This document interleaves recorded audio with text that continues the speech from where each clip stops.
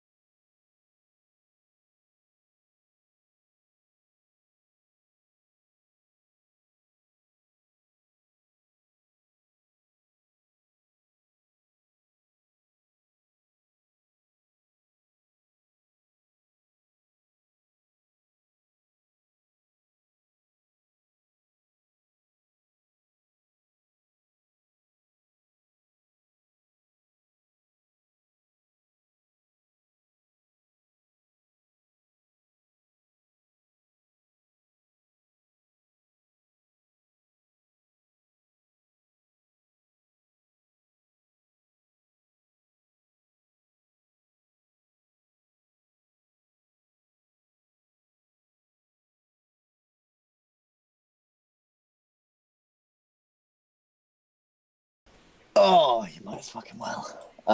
No. So for a second, I thought you were being serious. I was like, where did we leave last session? Have I misremembered?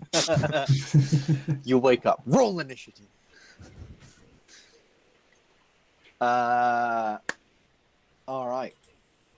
3, 2, 1, go.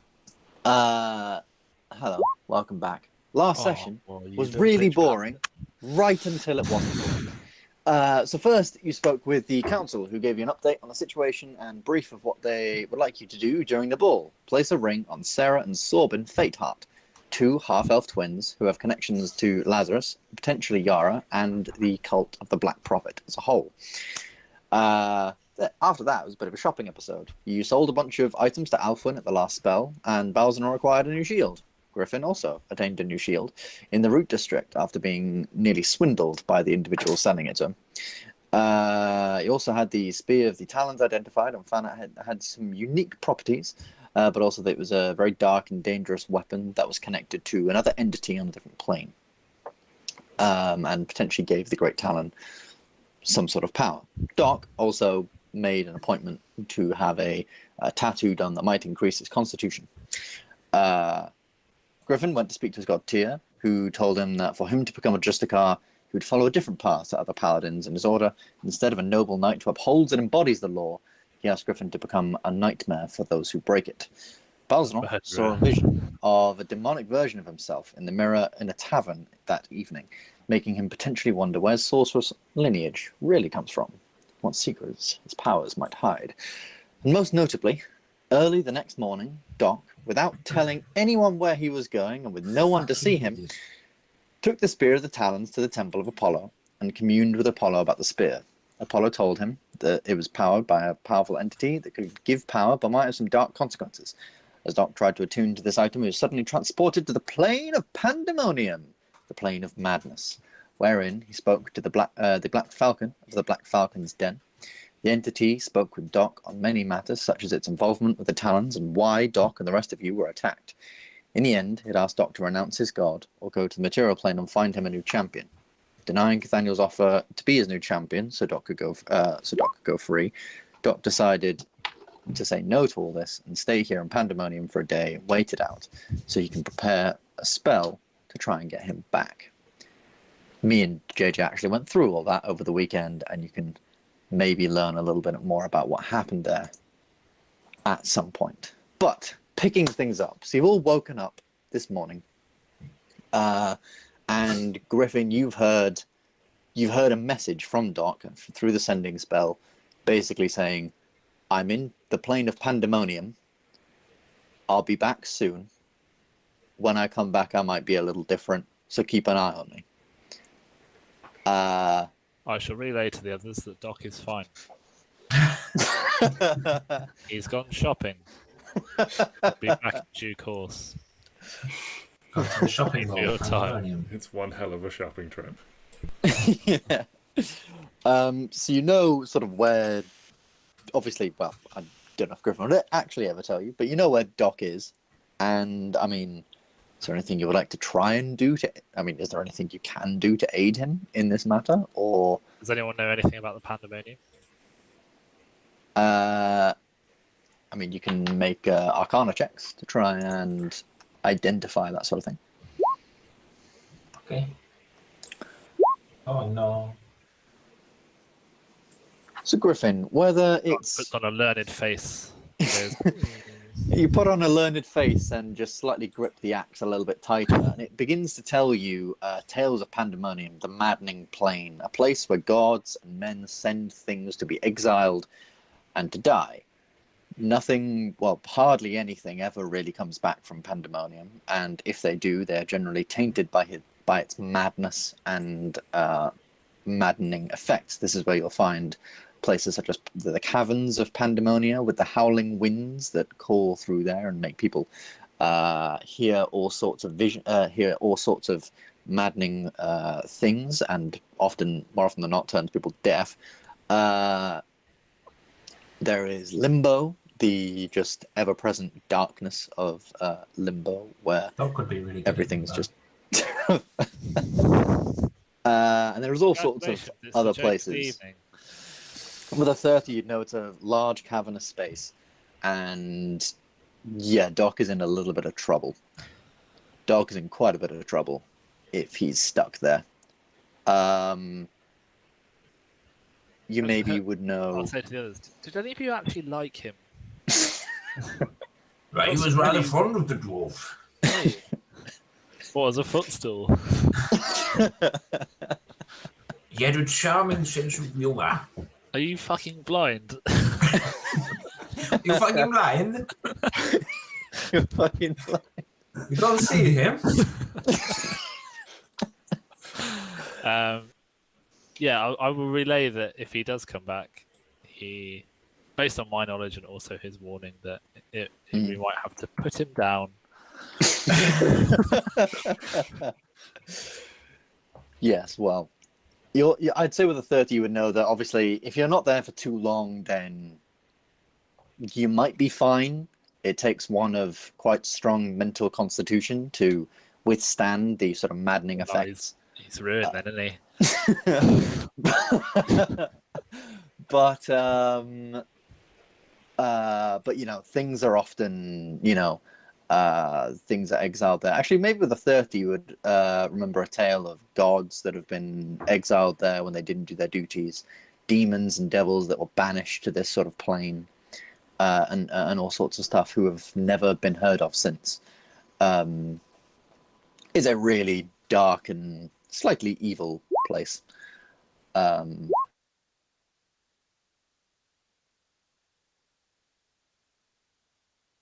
That'd be evil. Maybe there were. I don't know. But yeah, so today is the day of the ball.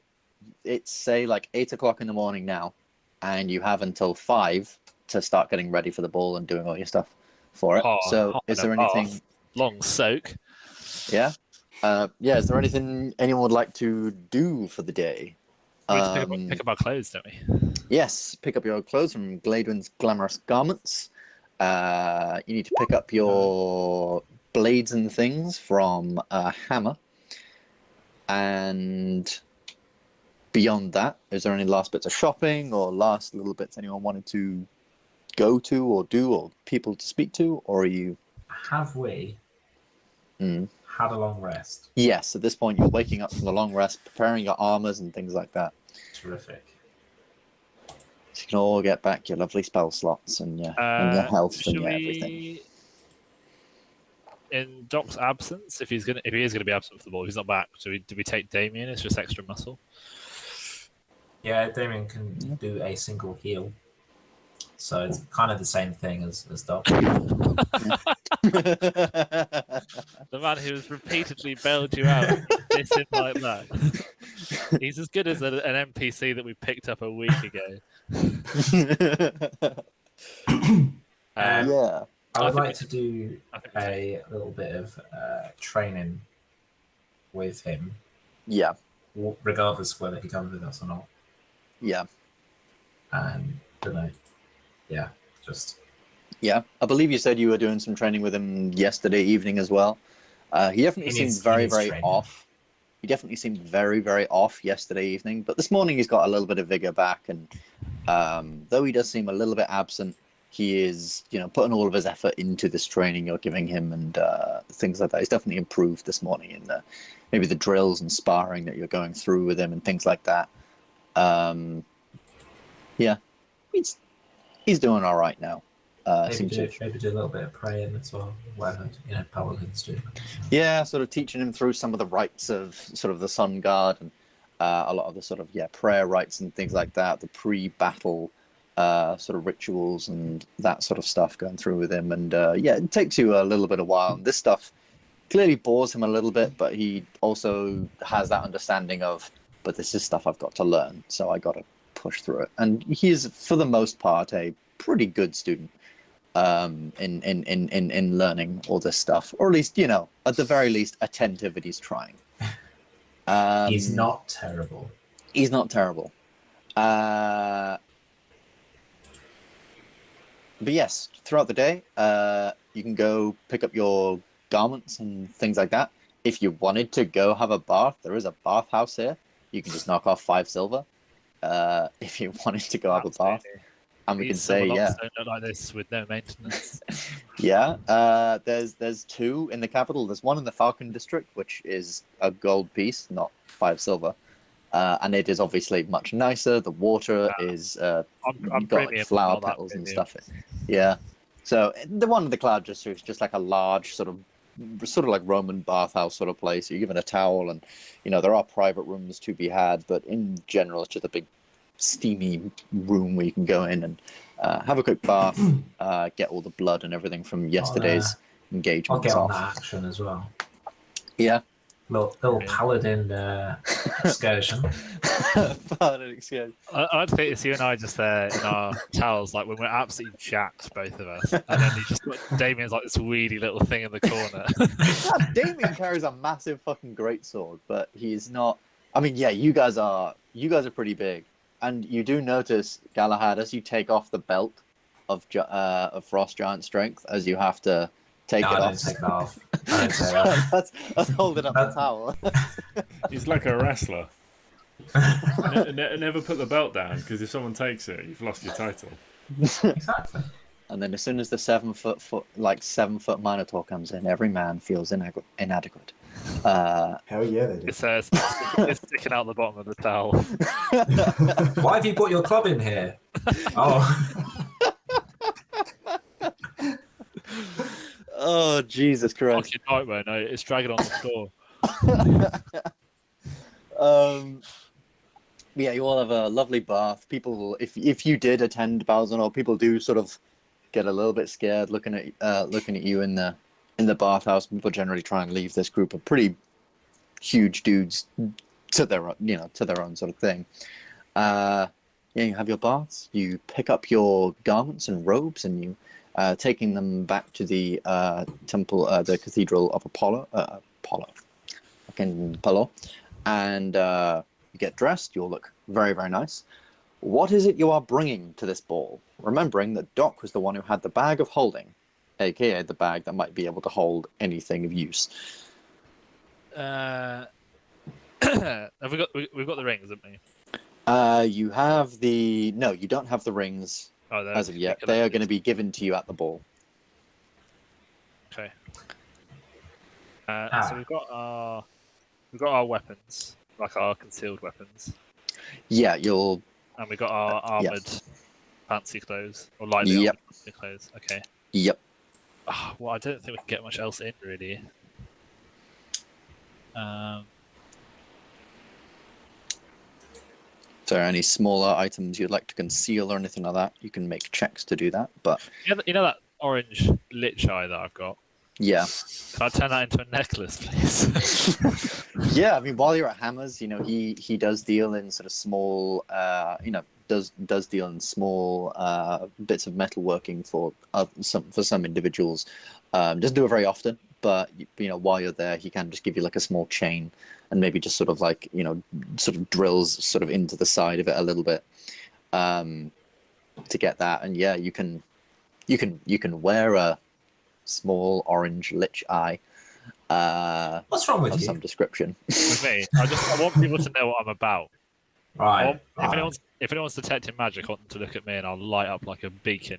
You will light up like a beacon stealth, of someone fucking awful. And as you're doing this, you can just hear the axe going like, "What is that? Why do you have that? Destroy it! Destroy it! Oh my god, destroy it!"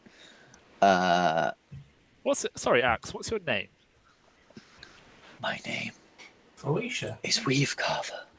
Yeah, no, we're not here with fancy titles. What's your actual name? Who were you before you were the Weave Cleaver? I do not remember. I remember I was a paladin. Jerry. To an order that dealt with dark magics, wizards, sorcerers, warlocks, witches, clerics who abused their magical powers. But my life, my name, is lost to me.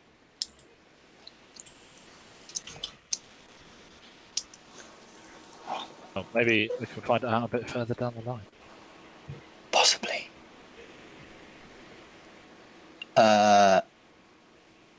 And as you sort of, leave it to, get ready and place it down, it's like, I will be with you. I will see what you see when you return. I may give insight. As you place it down and the rest of you get changed, you can get up in your fancy garbs and things like that. You now have, I believe it's 13, your AC is now 13 plus your dex modifier. So make sure you note that down. Ben's been waiting for this. I've been waiting for this for so long.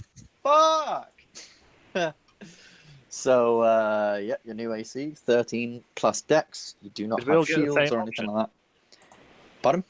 Did we all get the same option? Yeah, I think you all got the same option, which was sort of your outfits with a slight leather inlay and some sort of areas with this elven sort of silk that's interwoven with magical fibers that grant particularly nobles of elvish communities a little more protection against light slashing and stabbing wounds and things like that. And if there's nothing else anyone would like to do for the day. Luke, Matt, anything else you can think to bring in? Or I think. Well, we can't really bring much more in because we're not allowed to bring weapons, and we can only consider what we. So I think at one point it was about maybe fighting a lot of people, whereas now I think it's going to be about like discreetly performing this job they've given us. I don't know if there's anything that can help with that. I mean, we have magic, I guess. We can take that in with us in a sense. Maybe some.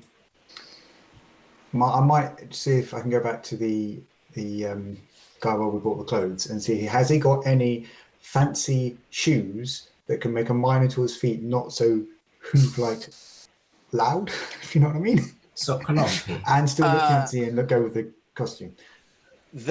While you're at Gladen's, you might bring this up, and she just sort of says, maybe, but this would have been a thing we might have discussed a little while ago. It being Amber, I think I need to go silently clip-clop. Yes, it being Amber, we don't generally serve a lot of minotaurs and things like that. But I'm sure in the midst of the large ball and the grandeur of the evening, people probably won't hear your footsteps all too loudly over the orchestras and the people singing and dancing. Yeah. Fair enough. But yes, apologies. I'm all good then. We'll go in as is.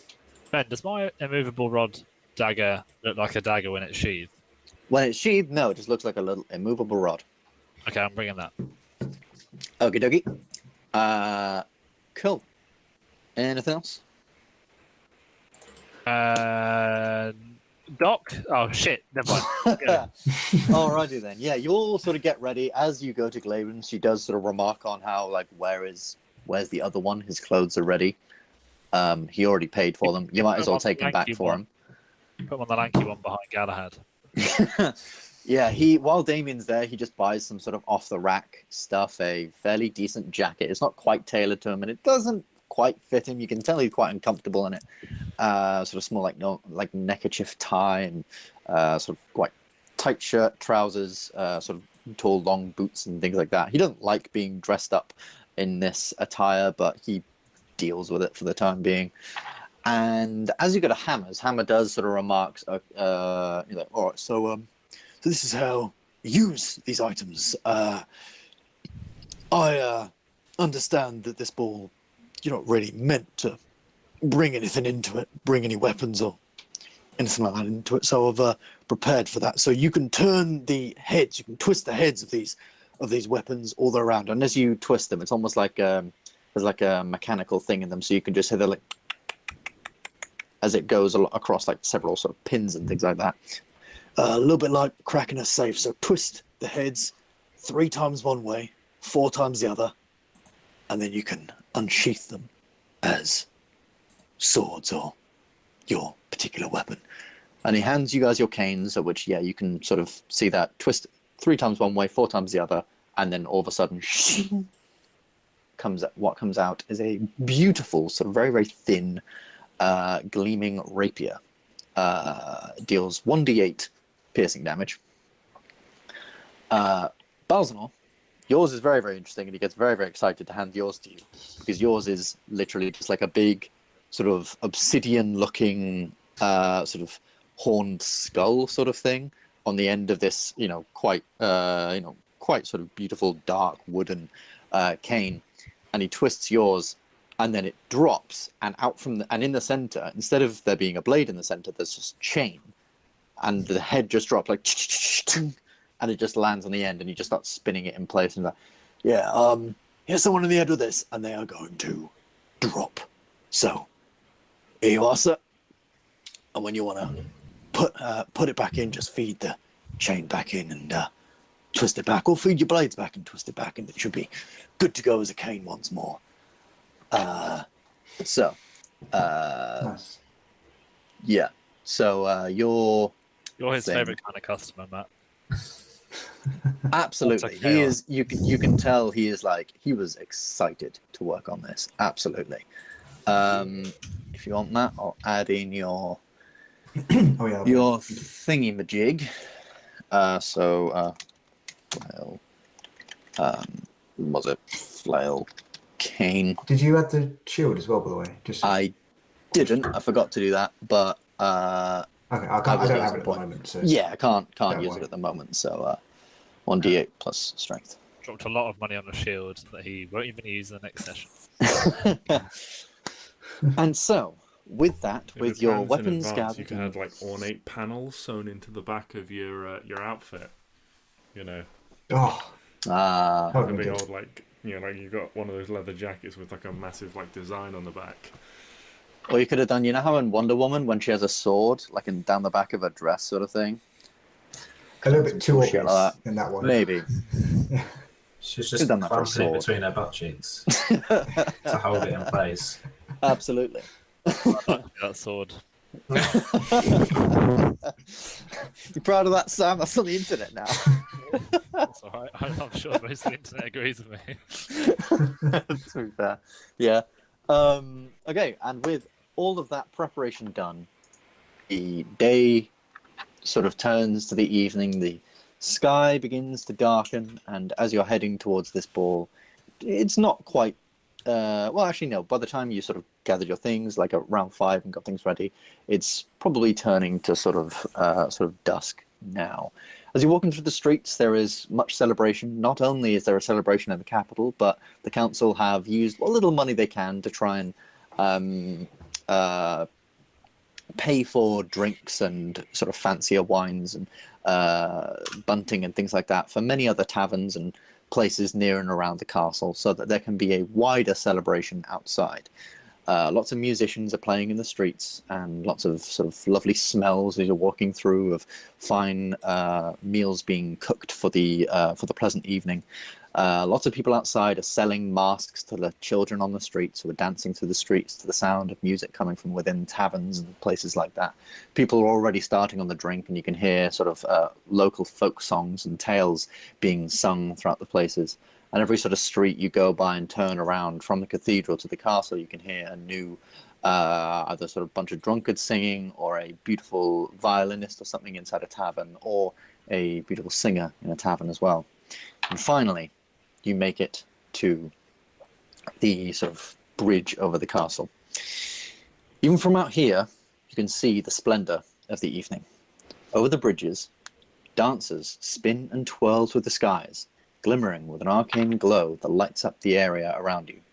They dance to music that seems to be coming from the several torches that light up the bridgeway, almost like arcane, arcane speakers, almost. And as you pass under them, they wink and smile at you as they continue their performance. Continuing into the castle, sort of bridgeway, you can see several performances of acrobats spinning and twirling small staffs in their hands that light and glow with arcane dust, allowing them to make shapes, runes, and sigils in the air before you. As you enter the gates of the castle, you see rows upon rows of guards. Oh, hello. See rows upon rows of guards on parapets above and around you, protecting the place, each adorned in their regular armors with some fine bronze or amberish coloured tunics over them. The guards acknowledge your entry and allow you through. In the courtyards of the castle, You see more performers and artists, musicians and dancers, each adding to the splendour and lavishness of the evening. You also get a glimpse of how you compare to others at this ball, and Gladwyn's advice of standing out to blend in was definitely worth it. You see here a vast array of colours, patterns, and styles of clothing that show off each individual's personality, glamour, and, more importantly, gold. Women around you wear impossible headpieces and hairstyles, beautiful gowns of bright colours and designs. Gentlemen around you wear varied designs, some wearing an interesting take on a simple jacket and shirt, with lavish and bright patterning upon them, and some wearing some foreign robes and stylings of the like you've never seen. Whatever they wear, each individual also wears a mask upon their face. Again, each are different, but they making their faces much harder to discern. As you begin to approach the main sort of entryway, Balzanor, and sort of like each of you sort of in turn, hear a voice in the back of your head calling you over to the corner of the large sort of courtyard. You recognize the voice as the woman who came and spoke and said she had the vision of the army marching upon the city, Moraine. And turning around, you can see underneath a set of cloisters is a small group of people gathered. Heading over to them, you can see more clearly Moraine standing discreetly with Lady Dewforge, Councilman Ivan, and another figure you've never met before. Compared to the others, Moraine wears a simple outfit consisting of a bright blue and silver dress, furs over her shoulder, and an arcane-inspired matching mask. Ivan wears a ceremonial dwarvish garb that's clearly armoured, much the same as yours, and he's hiding it a lot less. And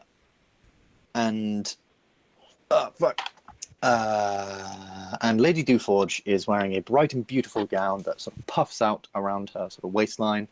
The gown is adorned with different coloured flowers and a beautiful lace corset upon her torso, adorned with a white mask with sort of Venetian-style flowers around the edges. Ah, gentlemen, wow, you do look rather... Well, this is a might difference compared to yesterday with the blood and gore and armour and everything. You all scrub up rather nicely. Welcome to the ball. I guess you all are excited for the evening? Just another job, innit? Well, yes, but hopefully when this job is done, you will all actually have some time to relax, have a drink, some food, What and with the impending war. at this point, Councilman Ivan sort of speaks up. Hey, well, Hey, I'm just fucking let's with you. just, I'm just fucking with you. Yes, have a good time. right. Yeah. Quality Paladin humour, that, yes. Oh, look at you. He gives a little chuckle. Moraine sort of takes out a box and holds out the rings, and she says, "These are the rings that you are to put on Sarah and Sorbin Fateheart. I believe I saw them entering, and, well, it's interesting. They come from a family whose descendants were clerics of Freya, descendants of clerics of Freya, the goddess of the moon and beauty. I saw the two entering, and they seem to have gone with a very moon-themed attire. As far as I've seen, Sorbin is the only man wearing this type of clothing, so he should be easy to find amongst the crowd, but obviously many women have thought themselves very beautiful and have dressed in moon-based gowns and things like that, and in honor of the Twilight Mother. So you may have a job spotting her, but make sure you get the right one. She has blonde hair, and she's always on the arm of a personal guard, so to speak. Good luck. Wait, go. Did you say do they have ties to the Dowie? Potentially, they have the two individuals have lots of ties to many people. There are rumors that Sorbin has some ties with them, and it's how they've managed to keep their family together, family monetary situation together somewhat, as recently their lands and things are being purged from them, but they are getting by. They also have ties to this Black Prophet or something, and were seen in letters that I was writing in my charmed state by Lazarus.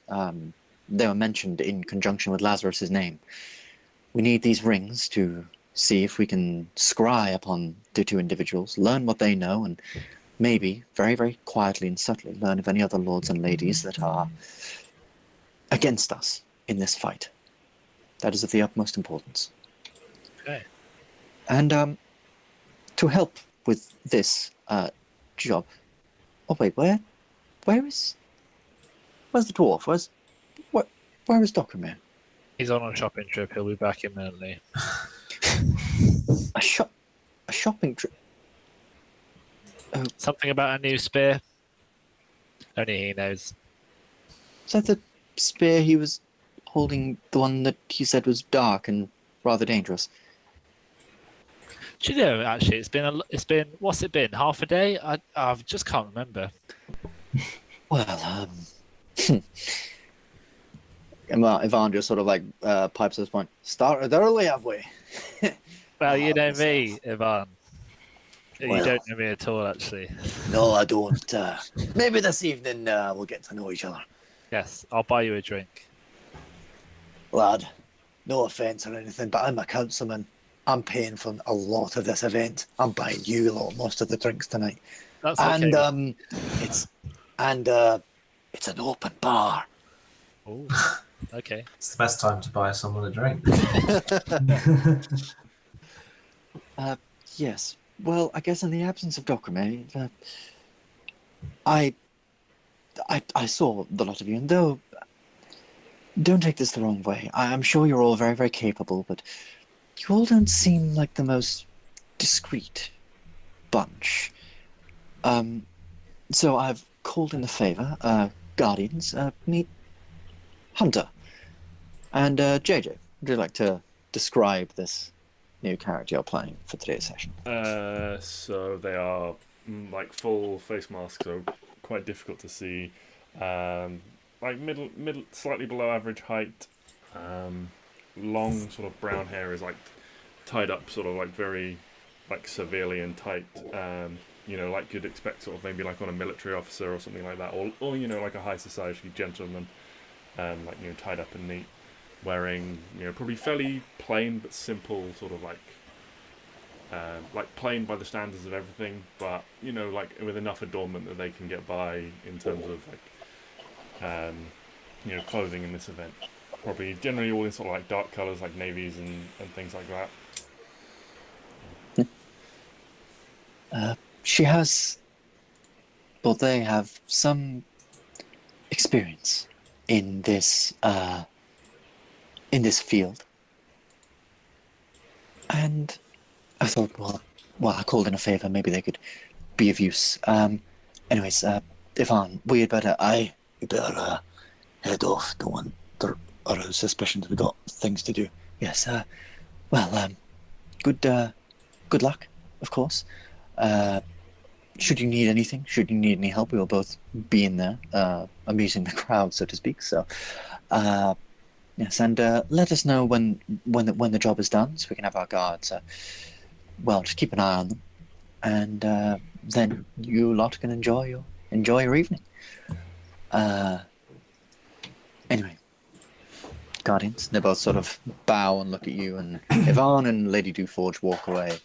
Moraine also says, I will be there as well, should you need aid in anything. Be sort of off to the side, probably somewhere. Good luck. And she walks off. And also, as you're walking off, Lady Dewforge just sort of shut down. Oh, and Hunter, I expect everyone who came here to return home with everything they had. Hands to yourself, if you would please. Walks off.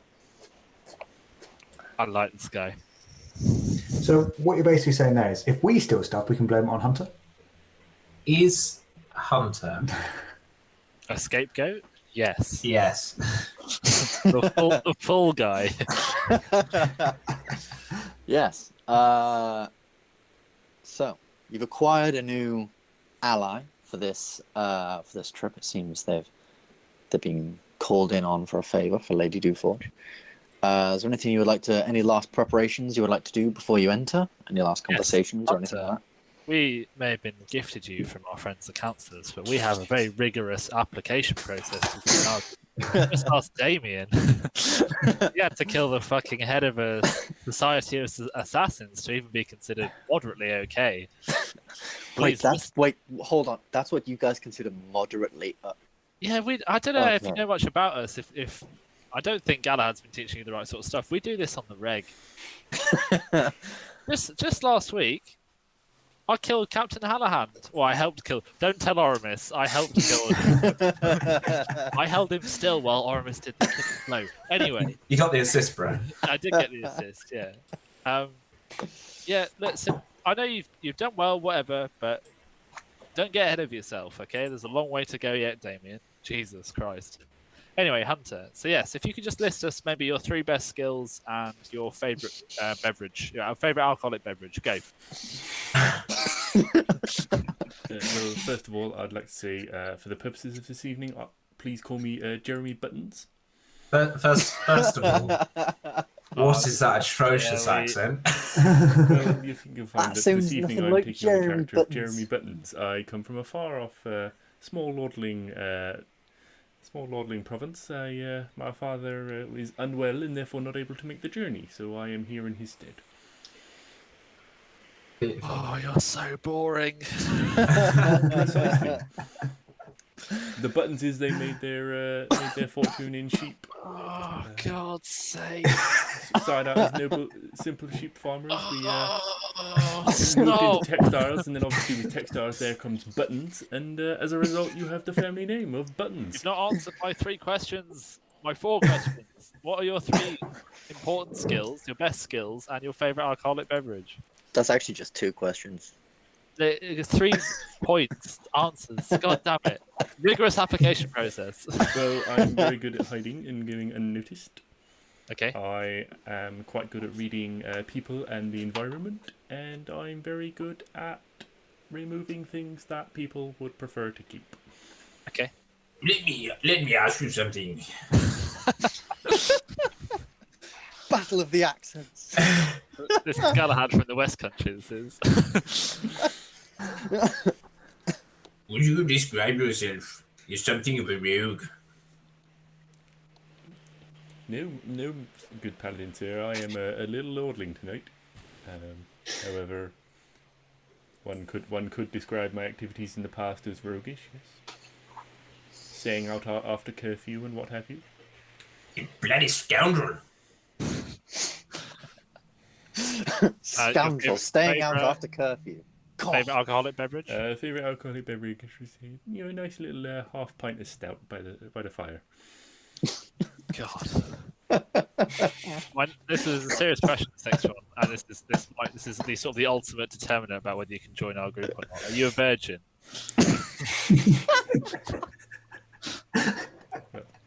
I don't think The it's gentleman doesn't kiss appropriate. and tell, and I'll just shoot Galahad a quick wink. Sorry, not Galahad, Griffin a quick wink as I do. Okay, right. Here we go. Sorry, just because Ben said both. Is you? Are you? How do you identify? He, she, they?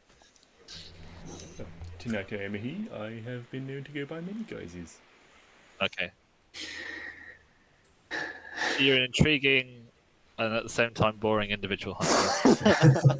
You have my vote. I feel like you'll go very unnoticed. That's the plan. Who should take a ring? Or I suppose we can have people hold on to them and then switch them while we're in the middle of everything. Yeah. I'm happy to take one. I'm thinking I can use my angle of previously working for the people that these guys are working with now as a potential in.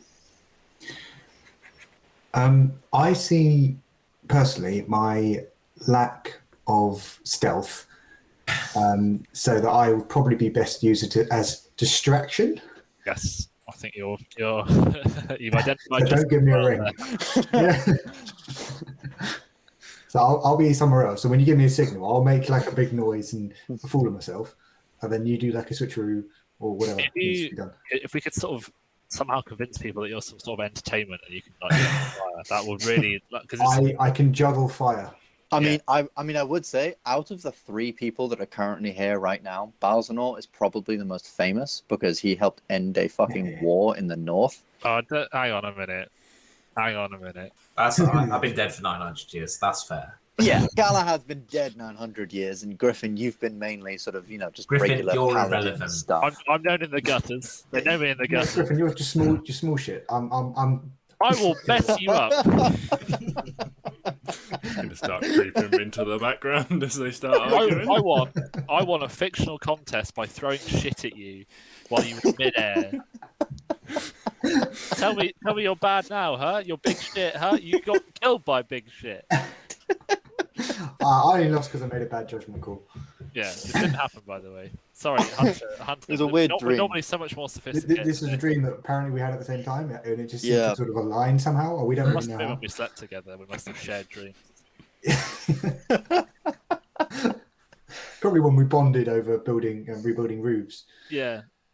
Hunter, our primary occupation is we're actually roofers day to day, but at night we like to sort of we like a bit of ambiance and a bit more exotic work, if you like. But yeah, we're roofers by trade. Well, it can be difficult to bring in gold in this economy. Some of us do have to work God. down 2 jobs. We're not actually roofers. Don't talk to me about the economy. The sheep trade's not And been on what it that used to be, you know. Do you know, actually, in this difficult economic time, we have a good business model: is that we make our own work. This sounds a lot like extortion, if you ask me. You know, we'll be holding No. Bloody extortionate, the prices they charge. We don't use big words because it gets us into trouble. We use small words like helpful and roof. Anyway, And fireball. fireball, yeah. Should we? I think that wasn't it. Oh, it doesn't matter.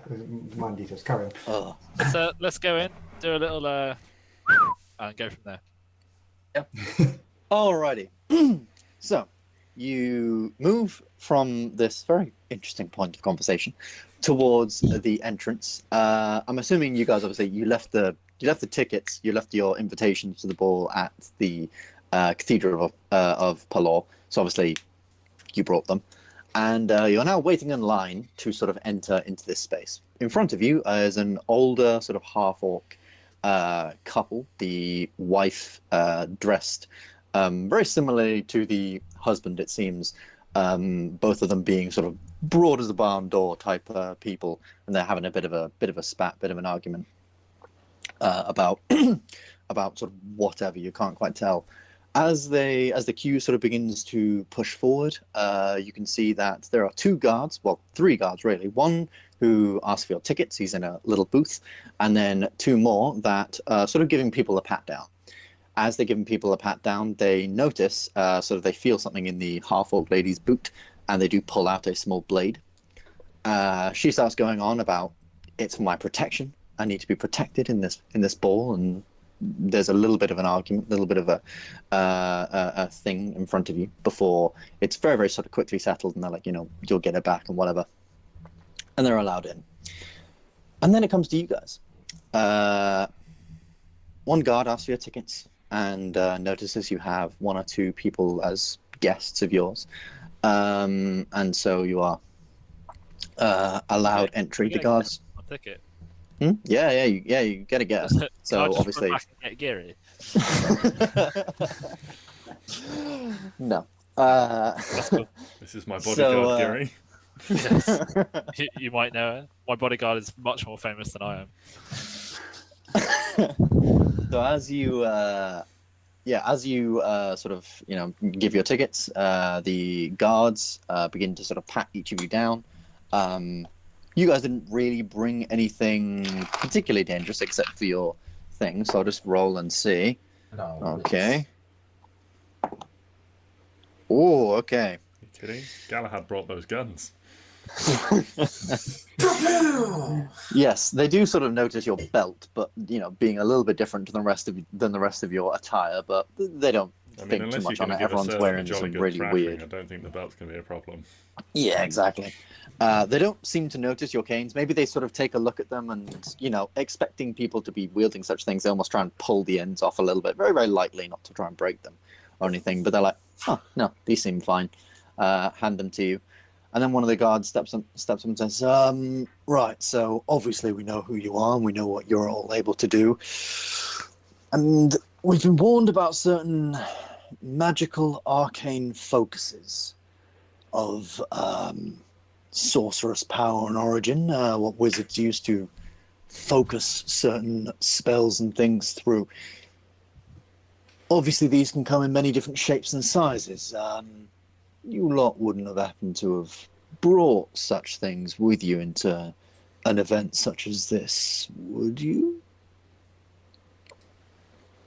What usually we have for an arcane focus for a dance. Cannot win a lady's hand for dance. Honorably, you don't try at all. No need for magic. Make I'm gonna say either a deception or a persuasion check, because that technically wasn't an outright lie. You were just saying. Give advantage.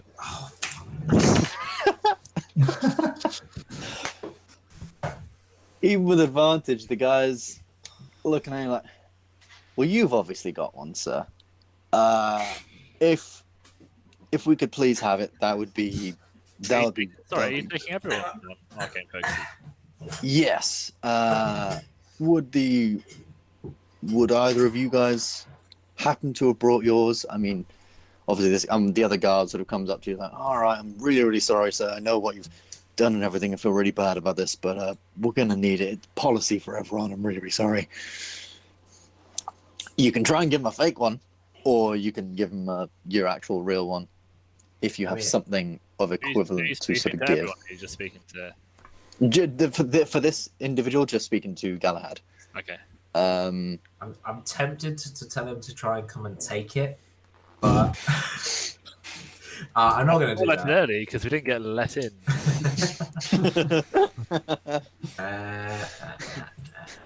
It was instead the drinking outside episode. That sounds fun. We went on a mad one through the streets of the capital. Streets of the capital. 4-day hangover and woke up and we were getting sieged by the undead. Unreal. I have my family signet ring. Can I hand him that? Is that actually your arcane focus or no? No. Okay. Make me a deception check. Here we go. As you sort of, there's this moment of pause before you sort of before he's like, okay, and you start to go through the different things, and he clearly sees you put your hands on your holy symbol, and then go, no, and then start looking around for other things on your person. What bit of tat have I got to pass over? Exactly. That's a family heirloom, 900 years old. and then you eventually sort of go for your ring. He's like, are you sure that's it? Yes, of course I'm sure. I don't believe you somehow. He can seem a bit uncertain. He's quite an old, doddery gentleman. He can just be a bit uncertain sometimes. Who's 40? 940. If I could have the real one, please. You can have it back, obviously, and if it's I understand with certain paladin clerical types, if it's a holy symbol, we have small necklaces and trinkets that you can keep your gods with you at these times. Obviously, we don't want to rob anyone of their faith or anything like that, especially in these uncertain times. But if you wouldn't mind to just hand it, look, we know you're not going to hurt anyone or do anything, but it's just fair, isn't it? Come on. Fine. Thank you very much. You hand over your holy symbol, so you cannot cast, while you don't have your holy symbol, you can't cast any spells that, you see now how on some spells it's like VSM? You can't cast any spells with the M, so material component. As long as I can smite, that's all that matters. Yeah, you can still smite and do other magic, but you can't if it has an M. You can still cast an M spell if you can find the M for it. Yeah. So if it was like a pinch of salt, you could potentially find that. Yeah. After handing them over, they look to the two of you. So either of you two, obviously Mr. Blaze, we've heard of your arcane exploits. Would you happen to have brought your focus with you this evening? For me, I leave everything that was of value. Let's say I left that with my great club back at the hotel. Convinced. I can't stop thinking about Balzanor's great club after Luke's comment earlier. just dragging along the floor. Are you telling the truth, or are you lying? I mean, I would assume. I'm going to have. Roll a. If you're lying, roll a deception check. Otherwise, you're fine. 18. I don't know if you can see that roll that Matt just did, but that's how you do it. Yeah. So you almost look at the guy, and yeah, you know, you being quite an intimidating presence, almost use this to your advantage. You don't want to touch me. Yeah, like, do you really think I would be a guy like me would be stupid enough to bring something like that with the destructive power it has to a place like this? And yeah, you're let in, and finally, Griffin, they sort of look at you, and finally, you, sorry, so you wouldn't happen to have anything like that, would you? Yes, she does. You've got me. I'll take off the lich eye. I'll give him the lich eye. Yeah? Okay. I'm gonna say, because it's a fucking lich eye, anyone who holds it can sense magic within it, and these are regular guards. They sort of take it, and they almost feel like, it's like it feels really cold in their hand, and like, oh, fuck, and they sort of hold it by the chain, like, yeah. Sure. I'll say roll a deception check with advantage. Please. 14. 14. Ooh, okay. Okay, they seem to be like, so one of them definitely believes you. He's like, fucking hell, okay, yeah, oh man, that's cold, that's weird. The other one looks at you with a little bit of concern. He's like, aren't you a Paladin of Tyr? Don't paladins and them types usually use like holy symbols and stuff like that? I've been trained as a paladin, but I started my life out as a shadow sorcerer, and I don't know if you. That seems like a shadow sorcerer's arcane focus to me. Give me a persuasion check.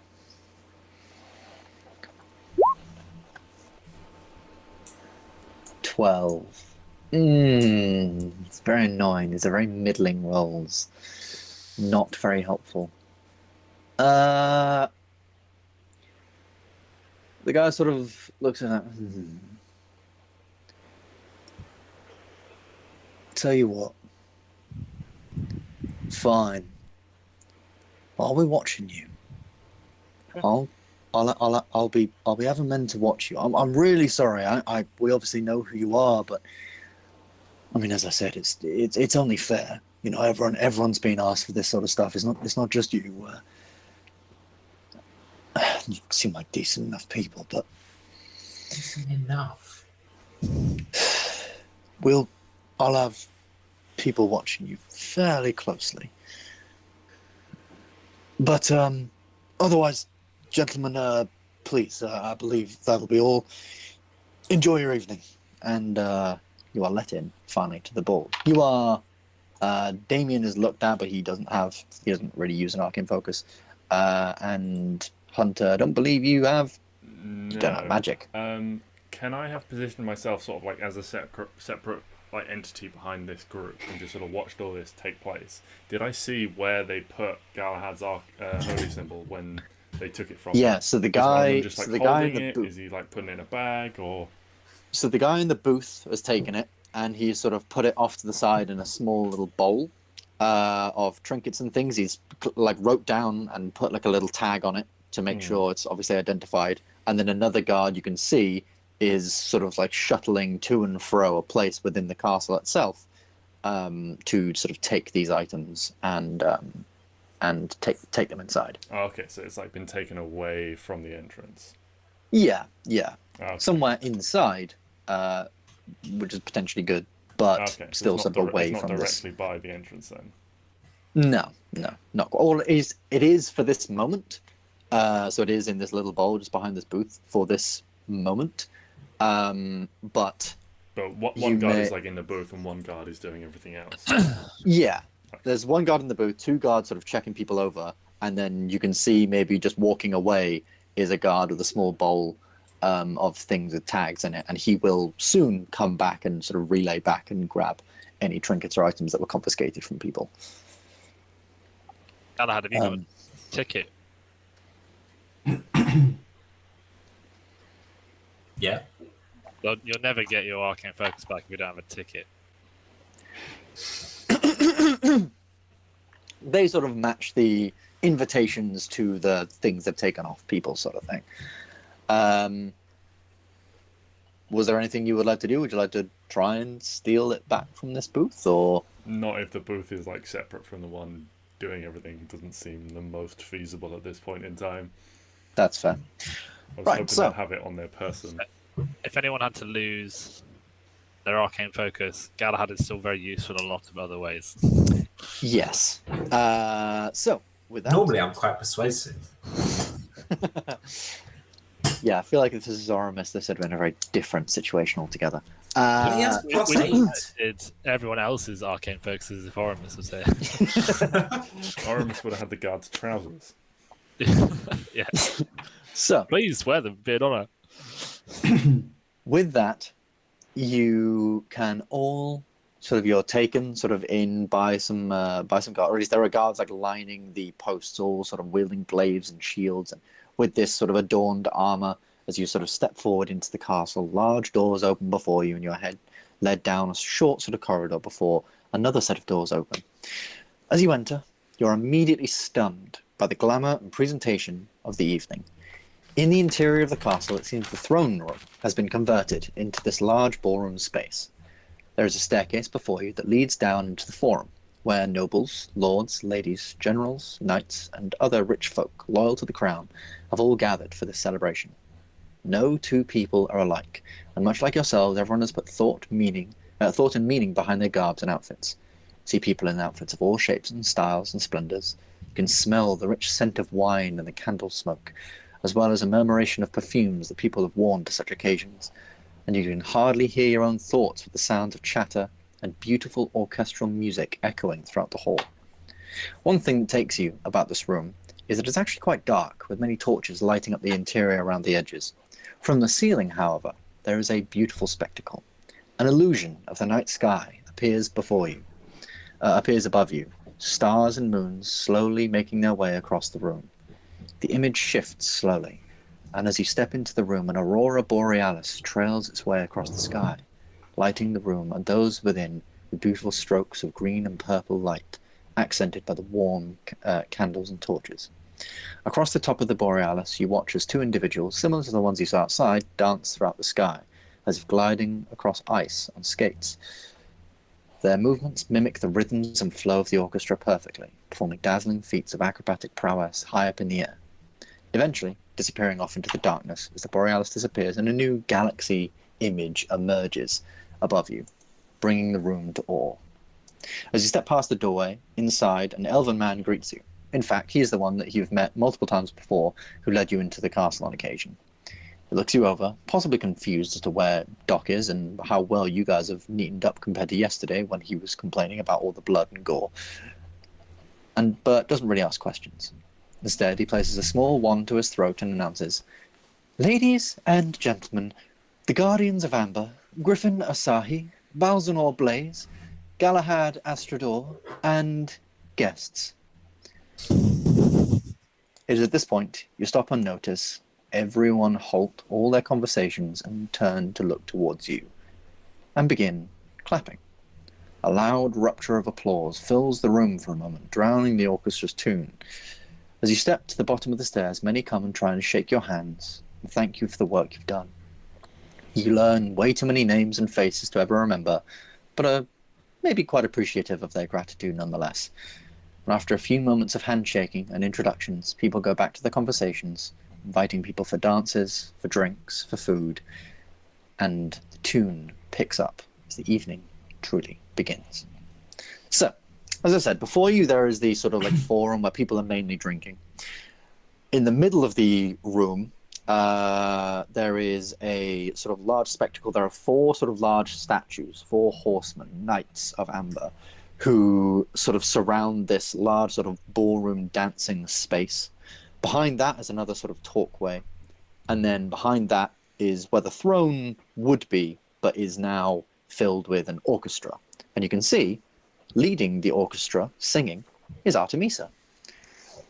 She sings beautifully into the crowd, and maybe if Doc were here, it might bring a tear to his eyes as well as she's doing, and she's all dolled up and dressed up in a beautiful spectacle. There is a doorway to the left, clearly like a service entrance for people to come in, and there is no bar per se, but there are many servants walking around with sort of trays of drinks and sort of small nibbles and bits of food. And there is a door to the right which leads off, as far as you can see, outside towards a balcony that looks over the river before the castle and the cloud district itself. And so I'll ask you, gentlemen, as you enter this space, what would you like to do? Well, so, alright. I'm going to take a ring. Who's taking the other ring? And what are we trying to do with it? Because obviously, when you think of a ring, you think of putting it on someone's finger, but I just don't see that as a plausible possibility here. Do we know if it has to literally be on them, or can it just be in a pocket? They said that preferably it would be on their finger, because if it's on their finger, it means they can see the area around them where they physically are, and they'll get a better sort of audio from it as well via the scrying spell. If, however, if it is placed in their bag or in their person, they can still hear them. So preferably on their finger or something like that, or around their neck if you could manage to get it that way. But if it's in their pocket, that's not the worst thing in the world. I have two plans. Don't have to do either of them. I just want to chop finger off and stick it on the finger. Unfortunately, that would be a Balzanor plan, but not what I come up with. If we can maybe say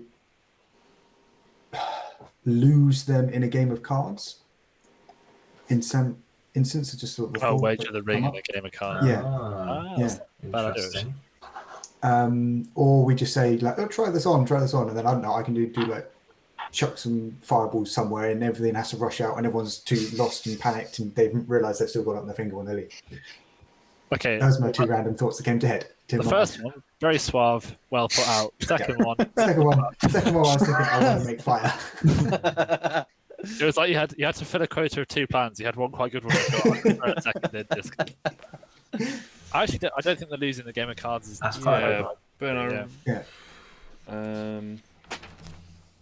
you told me that, or you told us that, was it Sorbin considered himself quite the duelist?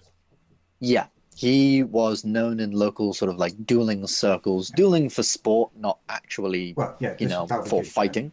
A game of chance, cards, so, yeah. He's also, you were told like a little bit about them. The girl is like a very sort of bratty rich kid throwing money at all the problems she has, whereas Sorbin, he's a bit of a duelist. He's a bit of a sort of like horse rider and things like that.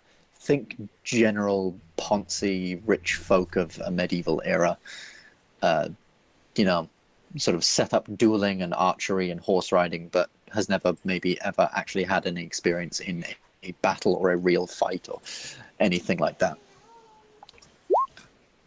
Have they got any rings on at the moment? Can anyone disguise one of these rings as, like another one, and then try and replace it so they don't realise that they've got a different ring? At which point... So they're just playing bands, then? Pardon? You say they're just plain bands? They are like plain golden rings. On the inside of them, there is some slight inscription. There is some slight sort of inscription, which could be, it's been quite well done. It could be sort of mistaken for just some like, pretty designs along the inside. But Griffin, you would have seen, especially with your insight into the arcane natures of things, it is actually a disguised arcane set of runes which work for things like scrying upon. So, yeah. And I'll say, for the purpose of this, Griffin, you've got the 2 rings at the moment. Just juggling them. Yeah. I was the right guy to get shit. Yeah. As you guys enter, servants sort of come towards you and offer sort of drinks and things like that, and you can grab a drink of wine. There are small little, those little like very rich party sort of things like truffles wrapped in cheese and what have you, or little sort of like cheese and olives on sticks, or meats wrapped in sort of all sorts of stuff. Very, very tasty, smells lovely, tastes better, sort of thing. No expense has been spared, even despite the local catastrophes and the taxes and everything that's been going on. Typical. I know, right? Yeah, like a slight. As much as it's amazing, there's also a slight element of like people outside are given a lot of resources to fund the war effort, and we still somehow have the money to put this shebang on. There's always money for the upper classes to party. Yes, and you would have heard that this was all paid It's called for. trickle-down economics. This was all paid for Say that like in your a Galahad week ago, like voice. weeks ago. So this was all sort of paid for, actually, in large part, you recall, out of Lazarus's own pocket. So- Enjoy it, lads. Let's go get another. Yeah, like Lazarus was a big advocate to put this on, potentially, as you may remember, because he had many bottles of wraiths that he was going to release in this party, and at parties all across Amber, all across the capital, Nothing ever went wrong to kill messing everybody. with a wraith bottle. You fine example of trickle-down economics at work. Maybe. So How about I've got an idea that we give the lady to Galahad, and he can just tell her about trickle down economics. bore her to sleep and put a ring on then. Basically, yeah. I've got an idea that maybe, well, it is quite ludicrous, but we've got several foreigners here with their strange foreign customs, perhaps. What if we, kind of like how you put coins in like a Christmas pudding, you put the ring in some food, offer them the food and be like, oh, in my culture, there's a thing where if you find you sometimes, you find jewelry and food as blah, blah, blah. If you find a ring, it's, and see if they want. I mean, it's a bit shit, but it's an idea. Oh my god, this is a bit of food with a ring in it. What are the odds? Yeah, you offer it to them, and then when they discover it, you explain about the culture. Of giving gifts in food or something. I don't know. The issue with getting them to put it on is that if it's a plain-ish band, it's just not going to intrigue either of them, I don't think. Yeah. Especially not the lady if she's like bratty and cares about materialistic things. There's only one option here. Okay, go on. You are gonna have to swoon her and then propose on the Same evening. I can't think you think me capable of such a callous action. Where's the ring? The only other thing is, and I don't know which one I would go to with this, but because I used to work for the organisation they're liaising with at the moment, I could potentially try and pretend that I'm some sort of inside help in the party or something like that. It would be it's a tricky one because I'd probably still have some names, I'm guessing, Ben, but I don't know how. Yeah, you'd still have some names and knowledge of people that you worked with, whether they still work there, and given everything that's happened or anything like that is up for discussion. I You think could try and convince her of that, and then we could go with Matt's lose. only problem is she's got a bodyguard, isn't she? Yes, you were told she does have a bodyguard. Totally not sleeping with him. Bodyguard. She doesn't have any need of my protection per se. You could try and be like, you could almost go with the truth of you're delivering a magic ring from such and such a contact because they want to reach out or some, A sign of good faith. Yeah, and the ring is... They'll have supporters in the capital. I like this. It's good Yeah, angle. something like that you could potentially lead with, and then if she has any arcane expertise and it's like, this ring's magic, it's like, yes, it's to protect you, or so that we can communicate with you faster. Wait and orders will come or something. Is there some way to get the ring on? What was the name of the guy? Sorbin. Sorbin. Is there some way to get the ring on Sorbin by having Galahad duel him? If he likes dueling, I think he would like the idea of dueling someone as famous as Galahad. Yeah. Even if it is a much challenge. But then remember, Galahad, you have to lose. I've never lost a duel in my life. Well, this one wouldn't count, Mr. Galahad, because it would be done deliberately, so your record would be untarnished. Well, I'd have to fight with my fingers crossed. It doesn't count. So are you saying you could put the ring, we could feign that the ring has some great importance to you as a wager, and then when you lose, he takes the ring? I'll tell him this is a family heirloom from House Estrado for thousands of years ago. You could say only the best swordsman in the family wears it or something like that, then he'll be keen to wear it, I think, maybe. My man has the solution. Okay. And for such an old man, you come up with some really young people's phrases sometimes. So, I can't think of any young phrases right now. The thing goes. Do not hurry, my brethren. Yes, speak. There is no cap. Speak. Well, I'll tell you what. With these plans made and maybe some more hatching in your minds, everyone just make me a quick perception check as you enter this space.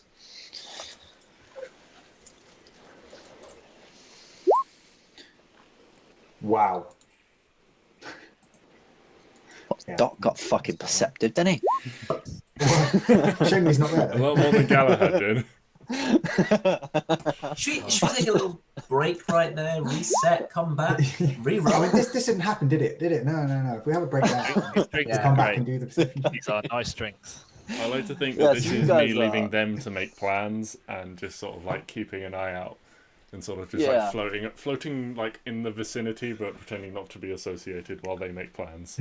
Yeah, and as you're sort of looking around, you do notice. Well, so you see two things. You see an individual, rather sort of scrawny individual. Well, more agile, sort of dexterous individual. Sort of shorter, well, actually quite long blonde hair. A jacket, a sort of like gentleman's jacket that has an illusion of it, of like the night sky, but a bit more blue with a large moon upon his back. He's gone with a very blue theme. Just sort of stepping off, departing sort of conversation with two individuals near the dance floor, and he looks to be heading over towards the balcony.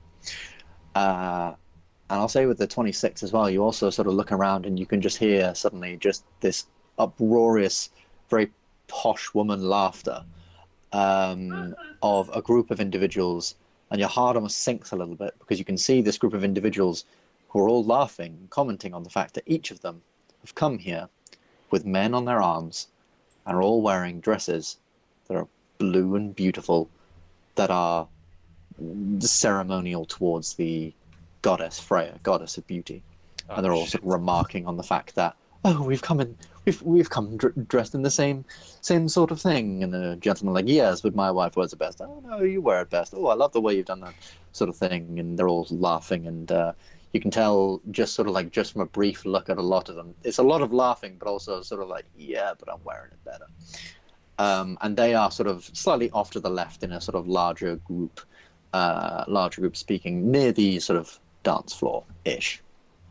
And with that, with their location somewhat found, we'll go for a quick break, and see you guys back here in 5 minutes to get this little thing up and rolling.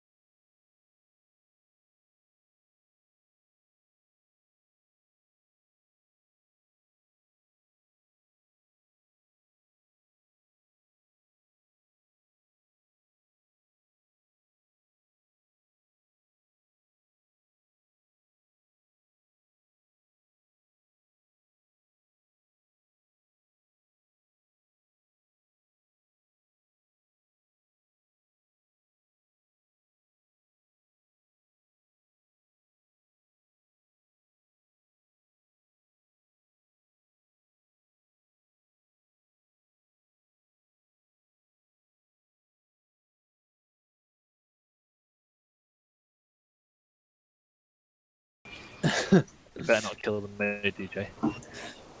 Absolutely. The DJ in this case being Artemisa. Yeah, just a dwarf stood up there with a whole orchestra, like, hey, oh. Anyway, getting back to it. So, Hunter can easily identify a group of, as I said, lots of women dressed very similarly and all laughing and chatting because a lot of them are dressed in similar sort of Freya-esque, lunar-inspired attire.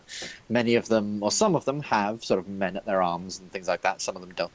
And you can also see Sorbin, or a man who matches a description of Sorbin anyway, heading out towards the balcony area. So, what would you like to do? Are we going to action this plan that I'm going to go speak to the lady? And Galahad, you best have a few drinks and challenge this man to a duel you know you have to lose. Sounds good. All right. Anyone particularly want to go first? If I mean, are you splitting up, or are you sort of staying together and doing one at a time, or who's going with who and who's going where? We need to identify who she is first before we can do anything. So, with the point of what, so for Hunter's perception roll, when you said about lots of different ladies, the point you're making is that there's lots of people dressed in the same thing as her. Yeah, it's the same sort of attire. They're not all wearing the same exact thing, obviously, No, but they've all clearly gone, oh, Freya, like, you know, I think I'm very beautiful, and you know, masquerades and things like that are all about dressing how you perceive yourself and how you perceive the world. And the god of beauty is Freya, so goddess of the moon. So I'll dress lunar inspired so everyone can see how beautiful I am, sort of thing. And you know, people, you know, very sort of simplistic people putting two and two together. And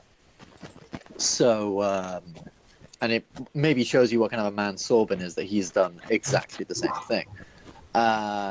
So yeah, and it's a lot of sort of ladies and gentlemen sort of met up and discussing, you know, talking about their different attires and laughing about how they're all coming the same thing.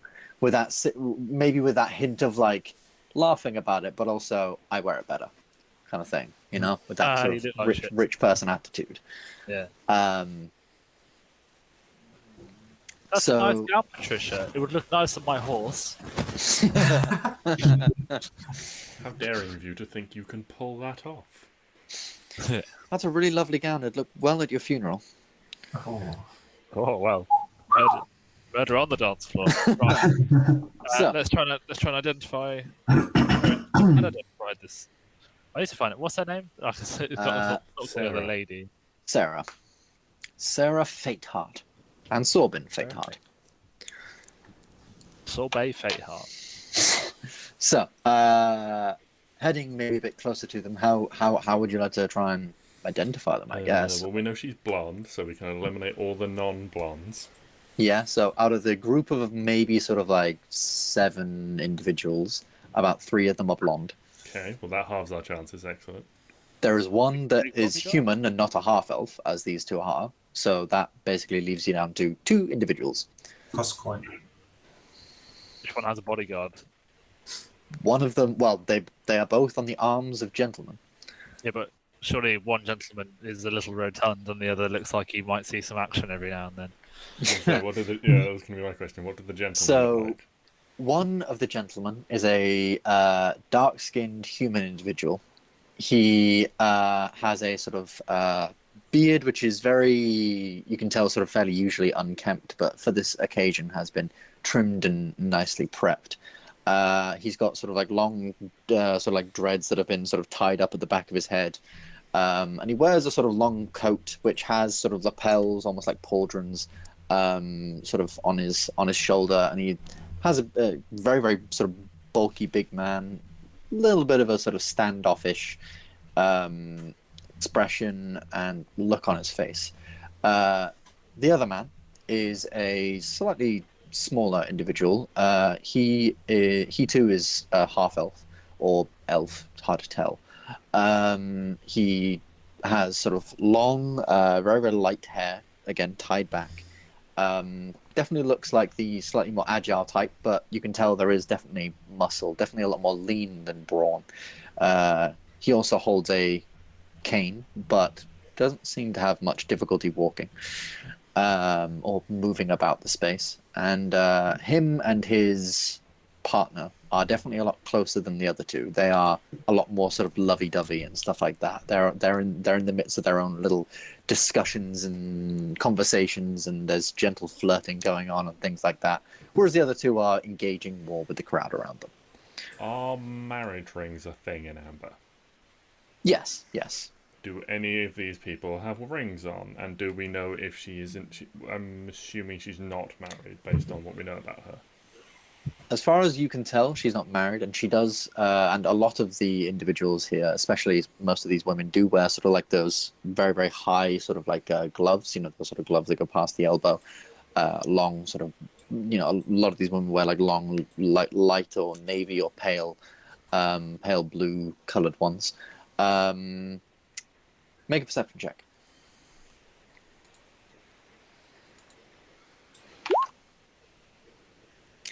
13. It's quite difficult. There's, you know, without getting involved in the group here, it's hard to tell, sort of looking around as people are moving past you, servants are, you know, trying to walk past, and this group is fairly having to sort of like push together just a little bit as the evening's drawn on. I actually have I have somewhat of an image, though it's a little bit off-coloured. Oh, that geezer on the left. I want to get. I know, right? That's some prime shit right there. Yes, that is indeed an interesting mask. What would you like to do? Yeah, so from here it's... I'm fairly confident we've located which one is Sarah. No, Not quite. We're down between two at the moment. Well, I thought there was the one partner that looked a bit more like he was... And there was the couple that was a bit more intimate, wasn't there? Yeah, there's a couple who's a bit more intimate. Two half-elves, the man sort of slightly more lean-looking. And there's one dark-skinned human, quite tall, quite broad individual who's on the arm of his lady, but they're not as, you know, she's engaging with the crowd, and he's just sort of stood there looking around. I've made this up in my mind, but I seem to remember you saying that her bodyguard was a bit of a unit. Which is at some point? Nope, no, I don't believe I've said anything about the bodyguard being a bit of a unit. Okay. I guess just maybe a bit of some formal introductions, maybe. I mean, it's a party, you know, it's a good chance. There's literally, you don't need an excuse to go up and talk to people, so... True. Yeah. Maybe we'll just go up and say hello. Well, I will. Okay, yeah. You step up to the... I mean, which one are you going to first? The half-elf couple or the half-elf and the tall I'll go to human? the one that's being less intimate first, because... Okay. Then if they're not, then we can maybe work out there, then I don't have to go talk to them. Yeah. Okay. You step up to them. Obviously, she's engaging in the conversation, and it's a bit of a sort of, you know, the group is gathered in a little bit of a circle, sort of around, so they're all talking to each other and engaging, and it looks like the conversation is somewhat dying after a quite, you know, a joke is made, people laugh, a couple of people are walking off. The woman seems to sort of talk to her partner a little bit, and he's fairly sort of blunt in whatever he says. You can't quite hear it. Giving you somewhat of an opportunity to go and say hi, as you tap her on the shoulder, whatever you do. Griffin and Snahi, I don't believe we've had the pleasure of being introduced to each other. Yes. Hello. Oh, aren't you? Forgive me. Might you be an Aasimar individual? Correct. Oh, I've always wanted to meet an Aasimar. What gave it away? My beautiful complexion. Oh, yes, a little bit. The hair and a few little things like that. Yes, a few little things. Hello. My name is Sarah. Oh, Sarah. Good, lovely to meet you. Sarah Fatart. Yes. Fuck! Yeah, hello. Hello. Yes. Darling, won't you give me a moment? Are you sure? Are you sure, miss? Yes. Just a moment, please. Not too far, my love. Of course, madame. And he just sort of like steps to the side and starts speaking to another individual as he steps to the side, but he's still within like sort of 5 feet of her. But he just sort of takes this moment to step aside to another man, sort of shakes his hand, and they seem to know each other from somewhere or something. Wow, Aasimar, I've heard you all seem to have this thing of omens and ills and things about you. I wonder, would you bring an omen to this party, or a blessing, maybe one blessed by the gods, such as yourself? Well, most people that tend to spend time in my company are normally quite safe. I'm a protector. Ah, I see. Yes, I think I do notice there. Yes, your symbol of tear. How fascinating. Yes, makes sense for one of you people to be, part of the gods. I myself, I'm a devotee of Freya, and you can see her dress seems to sort of look like she's taken the vestments of a priestess of Freya and given them to a sort of tailor or dressmaker and said, gone nuts with it. Wide sort of gown that stretches all around, and a bit like her brother, how her brother has, like illusions of the night sky sort of over his jacket. She has them over a lot of her sort of skirt, and they sort of seem to slowly spin around her as the night sky does. A very impressive attire, and her hair is like done up in a massive headpiece that goes like way up above her head, and she holds this sort of slight silver and blue mask just over her face. Can I tell you a secret? What? I do love a good secret, yes. There are many fine women here dressed in tribute to Freya, but none match your radiance. Whew. My, sir. Griffin, was it? Griffin Asahi. Oh, to get a compliment from of that nature from an individual such as yourself is very warming. You yourself do look rather fine. Tell me, I've never had the privilege to dance, as you would say, with an Aasimar before. Would you care for a quick spin of the dance floor? I suppose I could on one condition. Oh, yes.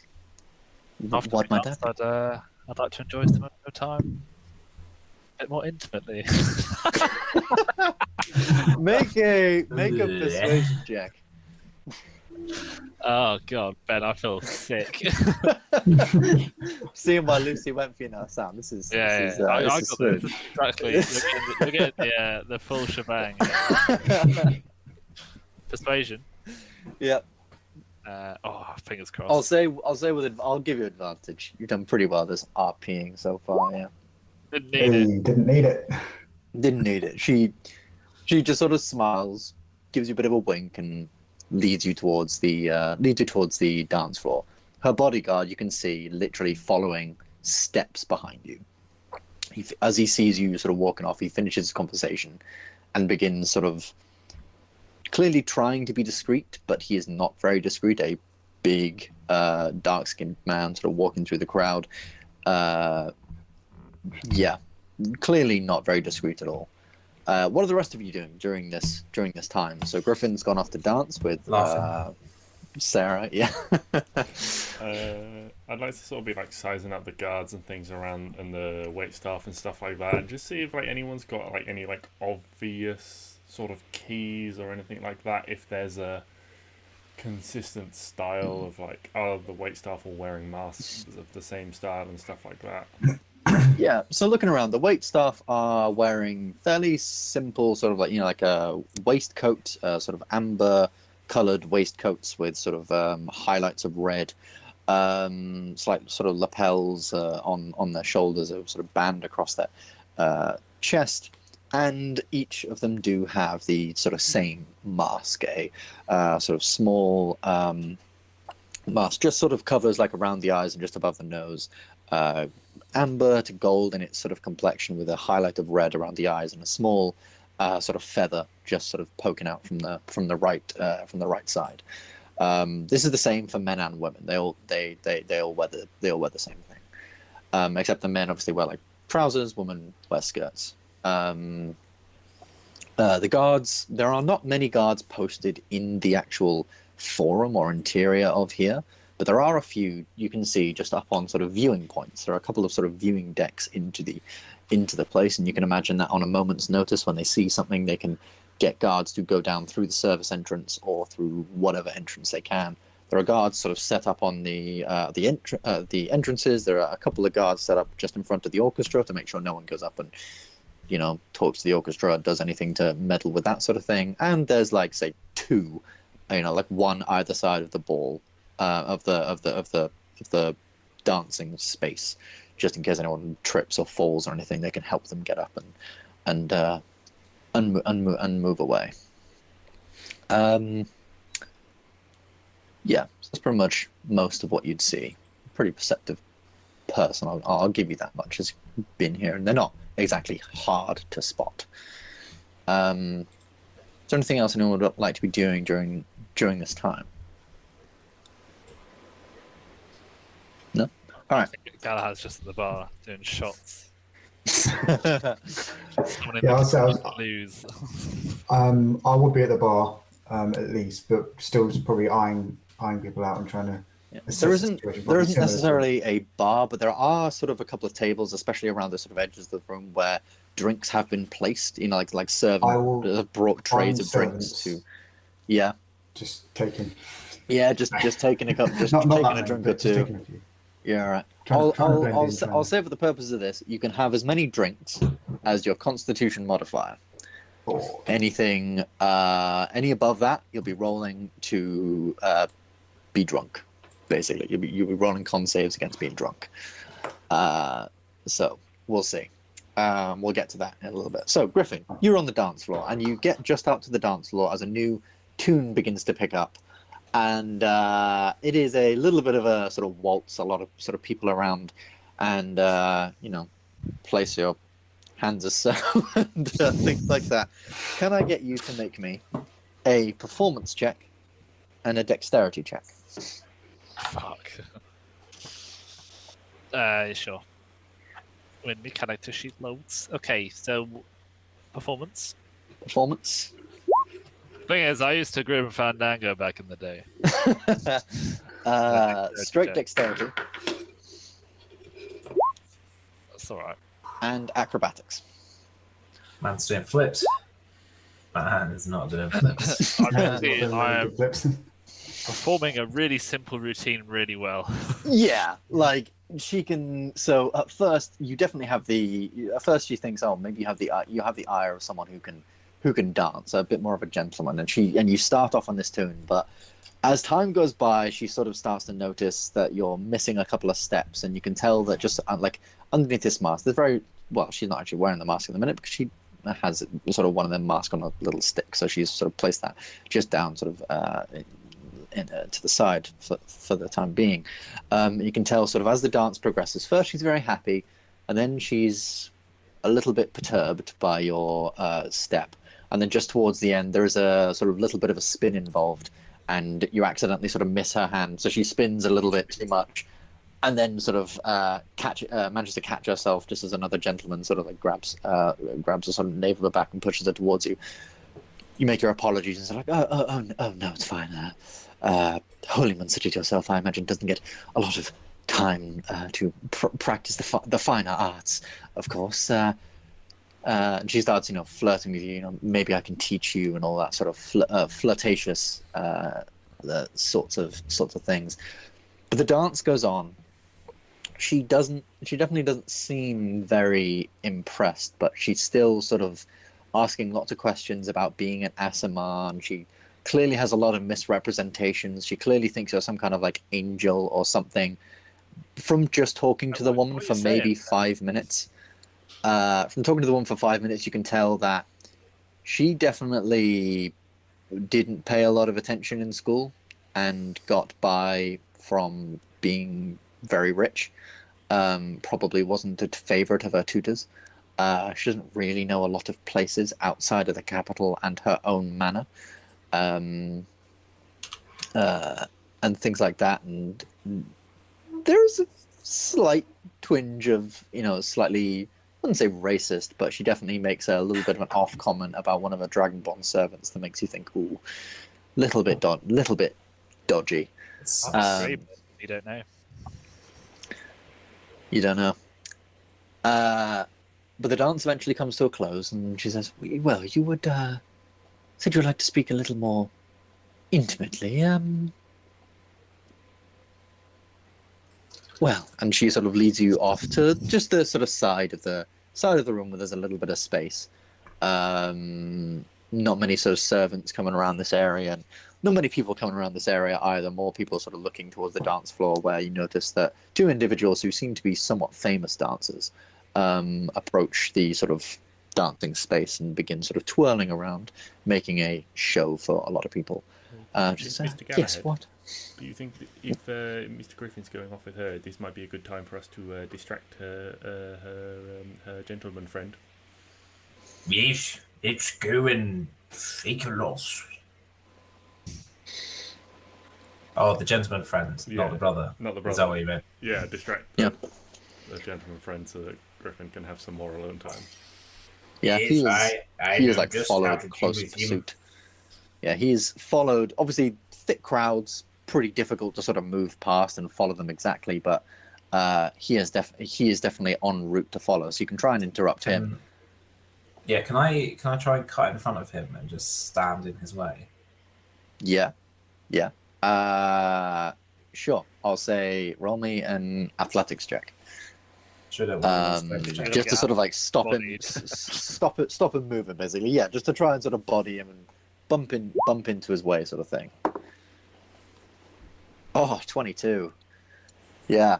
So yeah, you move in front of him, bump into him, and he's like, excuse me. Sorry, I was gonna say, when this happens, can I have take a drink and almost then bump into Galahad, but bounce off Galahad and then spill a drink on him and just start head down, just patting him. It's oh, I'm so sorry about that. Yeah, make a performance check. For me, please. Can I assist him by also faffing? Oh, he doesn't need it. Sure. Hey, quick, why not? Yeah. Roll again for Never advantage. mind. 19. Yeah, he seems like what the hell do you think you're? Oh, I'm so Jesus. sorry, sir. I'm not used to these fancy balls or these fine people. You know what? It is all right. Maybe I can finally get out of these damn clothes. Yeah, he takes off his jacket that he got a lot of. Take this for your troubles, and I want to produce a gold piece and go and tuck it in into his pocket, but also have a little fish around in his pocket while I'm there. Sure. Roll me a sleight of hand check. When you say pocket, can I just clarify? The thing on his trousers that are for Okay. storing items like phones and keys and handkerchiefs. Right, so as you place this item in his pocket, you feel around for a couple of things. You feel a ring just in his pocket. You also feel a lot more gold. This man, clearly knowing who he works for, is paid very, very well.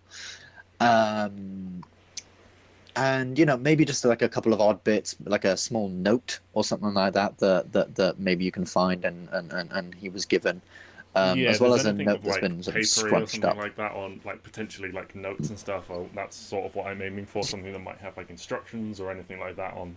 Try and lift There is definitely a note within there that you can feel around as you place this gold piece into his thing. I'll say with 25 sleight of hand, you can also somewhat lift that as you move away. It's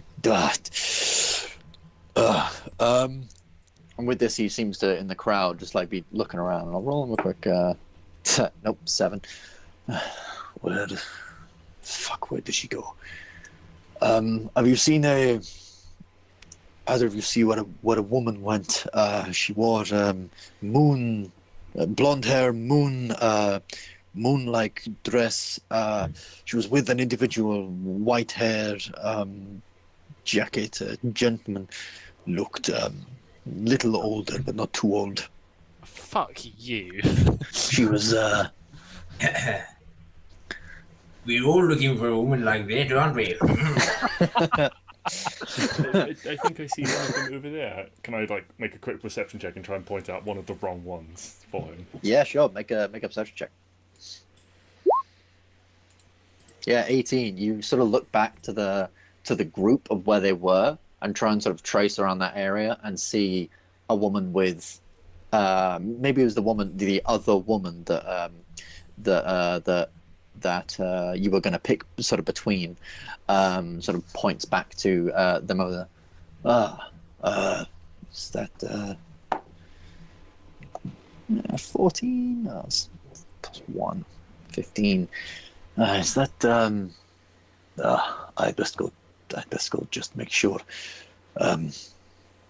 Do not worry about the jacket. Really, it was very uncomfortable, and he just sort of bows towards you. Enjoy your evening, please, and walks off. Thank you, kind sir. Do forgive my clumsiness. It is no bother, no bother at all. Have a good evening. And he walks off in now the wrong direction. Sweet.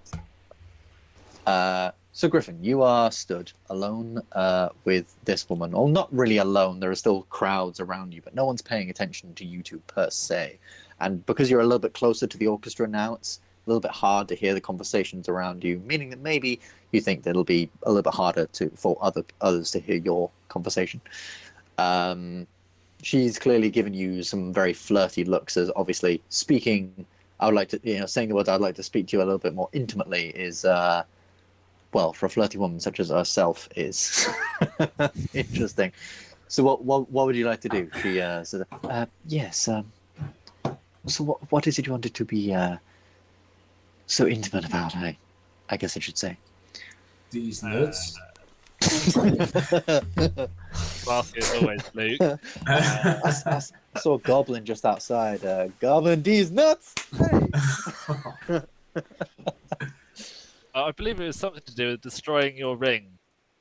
No, sorry, I mean both the ring. No, so I'll just like flirt with her and chat with her a bit, and then after it's sort of after I feel it's going well, I will say, Sarah, if I may, Sarah.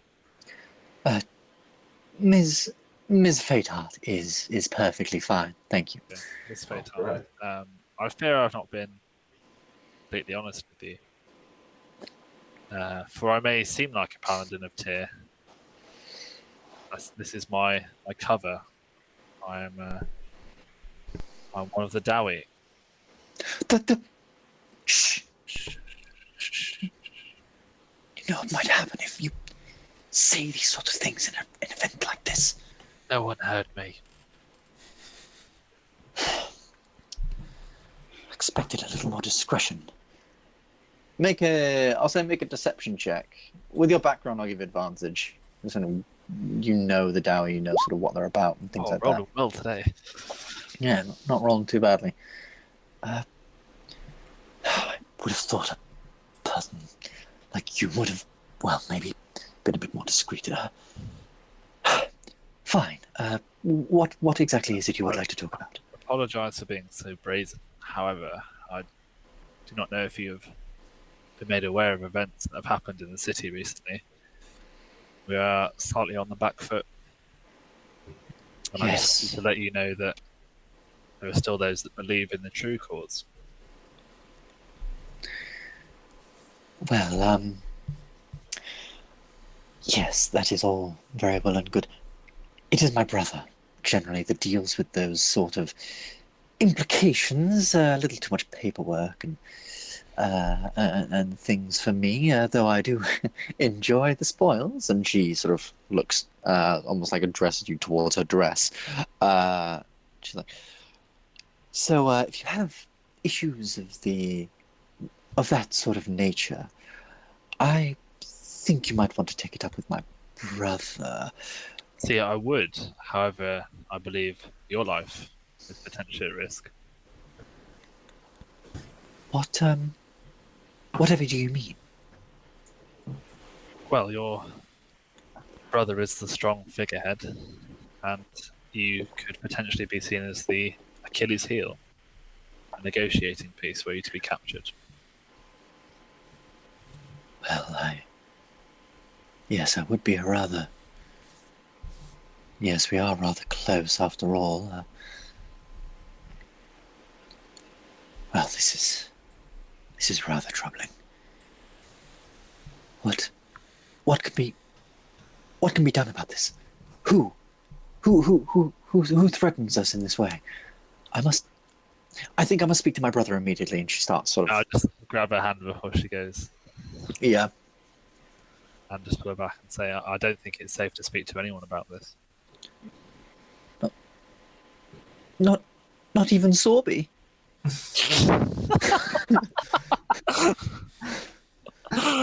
You call him that? What the hell? Galahad's going to lose a duel to Sorby. Sorry. Whoa, back in character. Yes, I think this would be best if it was kept between you and me. Roll me a persuasion check, if you would please. Big boy Pippy plays. Oh, no. No, me and Sorby tell everything to one another. He will know what to do about this. Please, okay, but fine. Before you go, and this has come from quite a high level of the Dowie, and I'll slip the ring out. I'll just say, I have one similar to this, and it just helps any member be found should they be taken. You know what's coming. These are going to be trying times, chaotic times.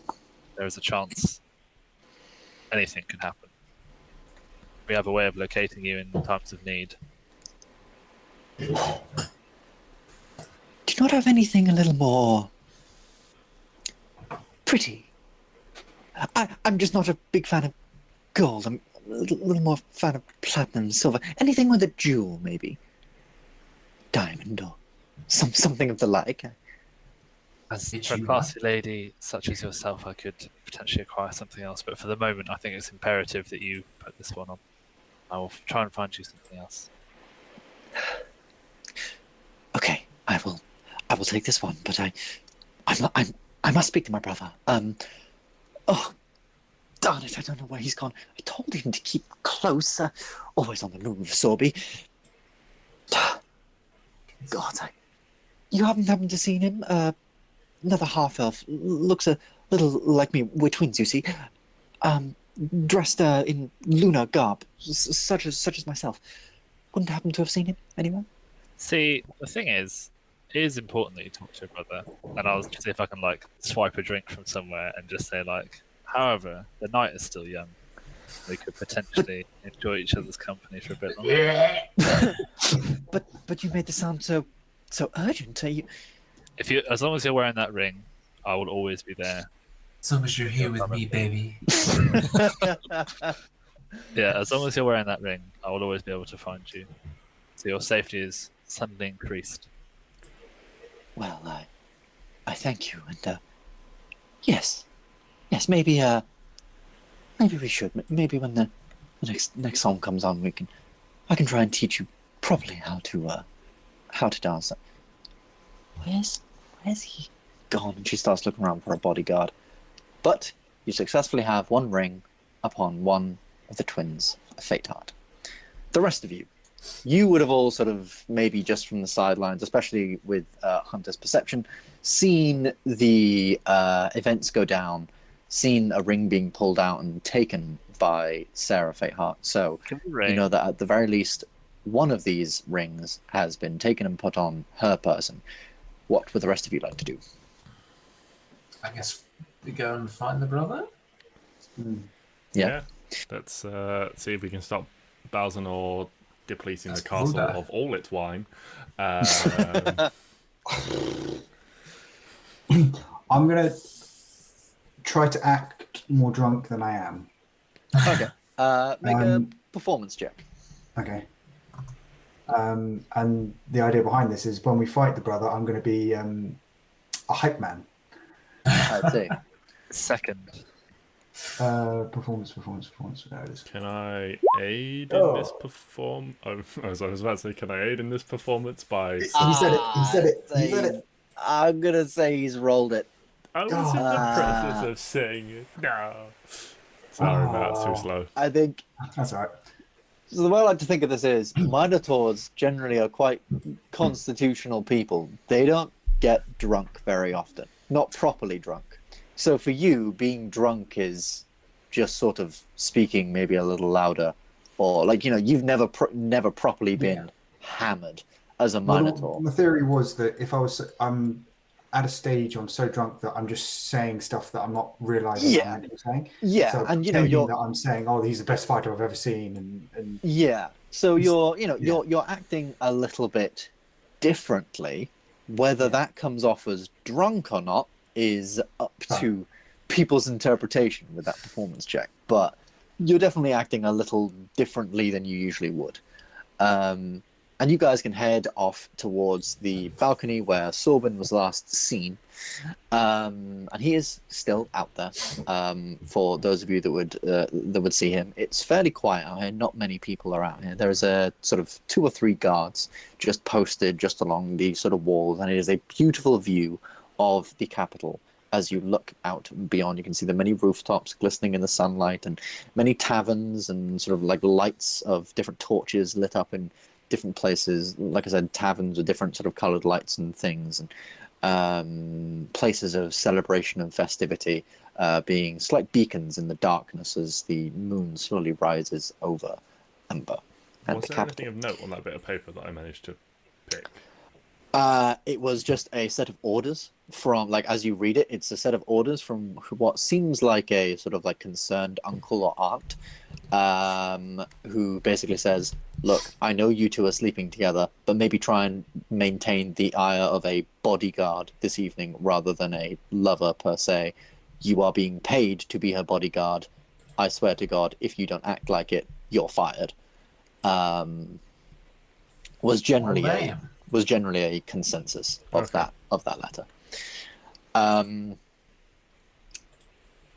So you can see a couple of individuals, maybe a man sort of way over the corner. One of the guards is helping him. He's thrown up over the wall, over the balcony, and down into the river below. He's clearly started hard and not been able to take it. There is sort of a couple of individuals who have just gone outside for the night air, smoking. One of them smokes a pipe, or at least the gentlemen smoke a pipe, and the ladies are still just sipping on their wine. And you see Sorbin talking with an individual who looks religious in intent from here. They wear sort of long, religious-looking vestments, though in the sort of darkness of the evening, you can't necessarily tell immediately what religious order he sort of hails from.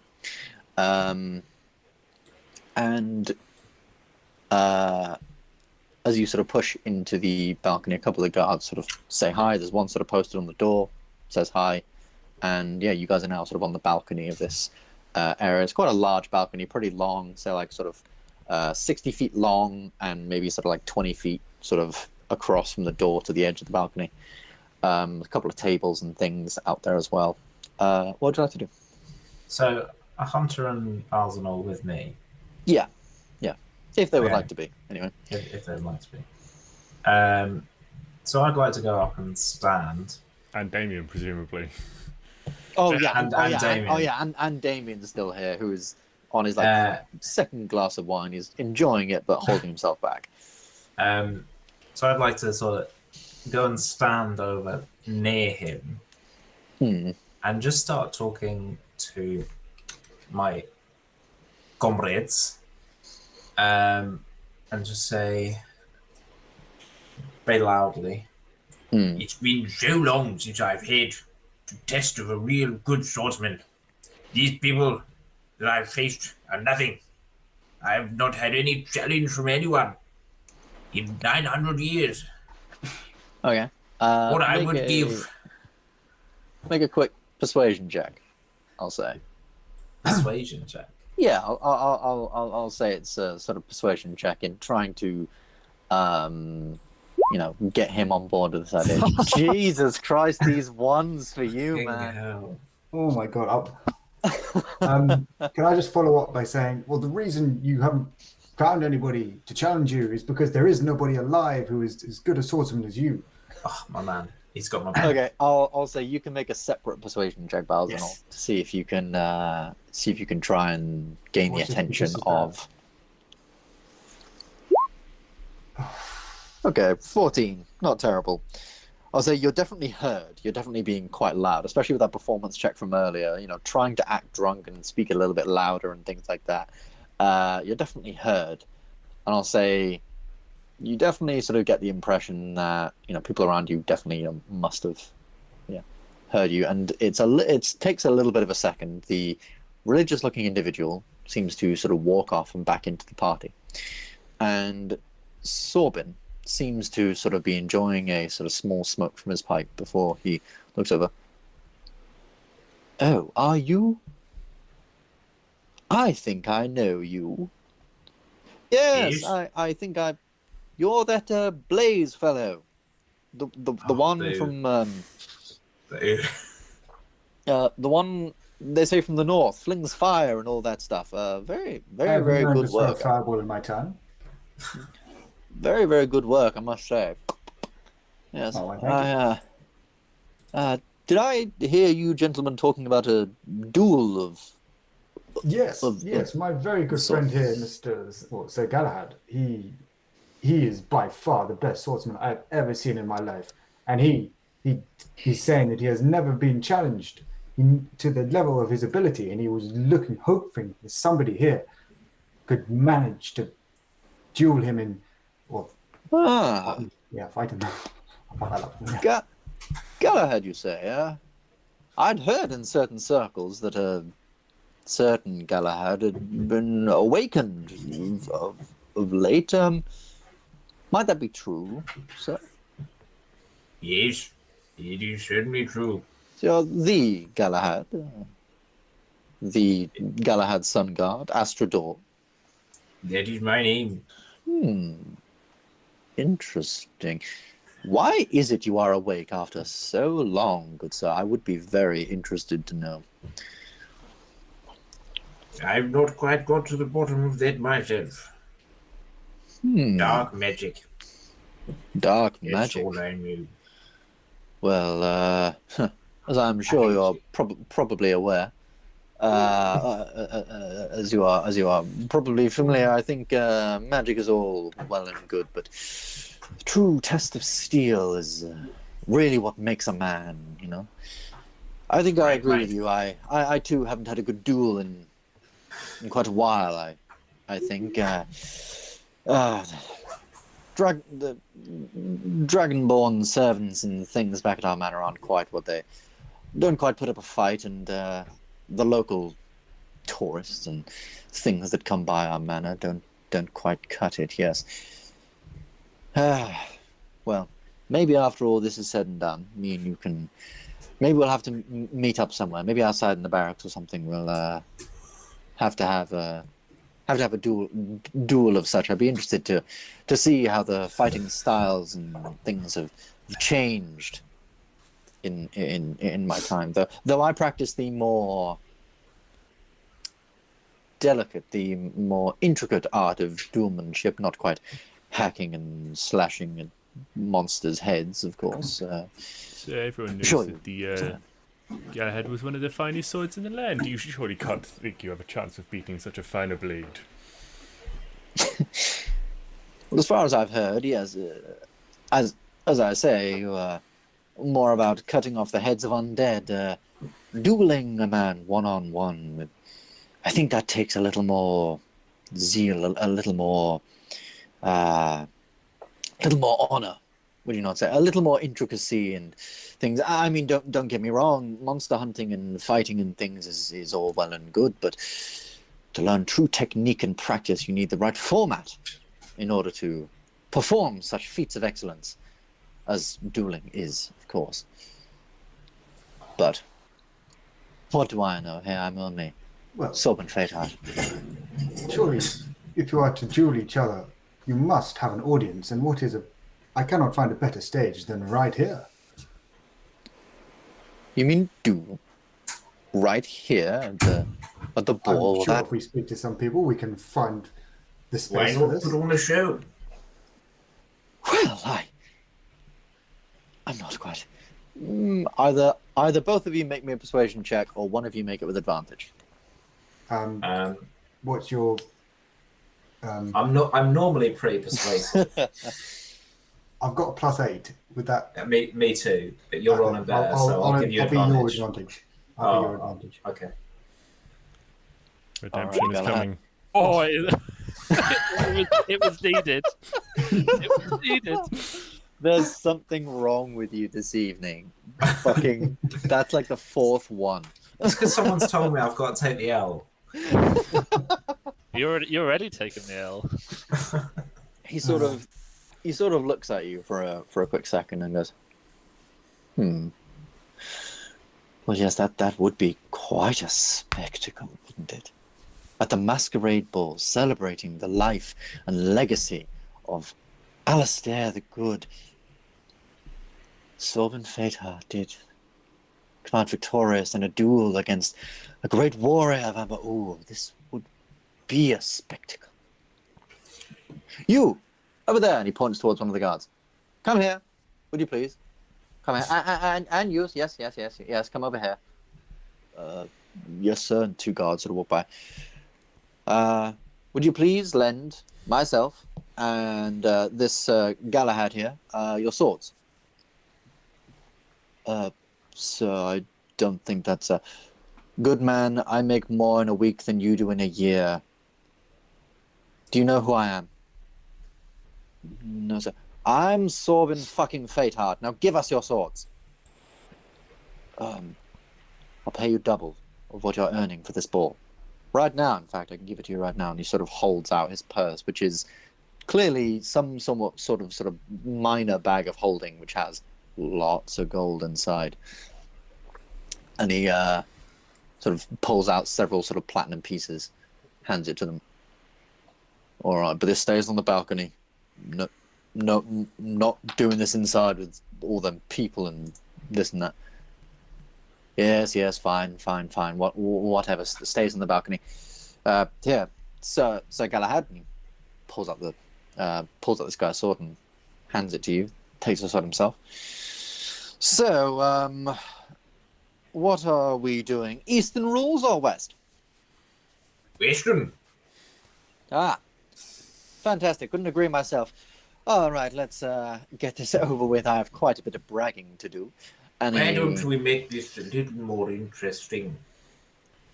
I don't have much to offer in a wager, but I do have this fine ring that's been passed down to the Espador family for generations, given only to the finest warrior of the family. He looks at it, sort of takes everything. Is that arcane inscriptions on the inside?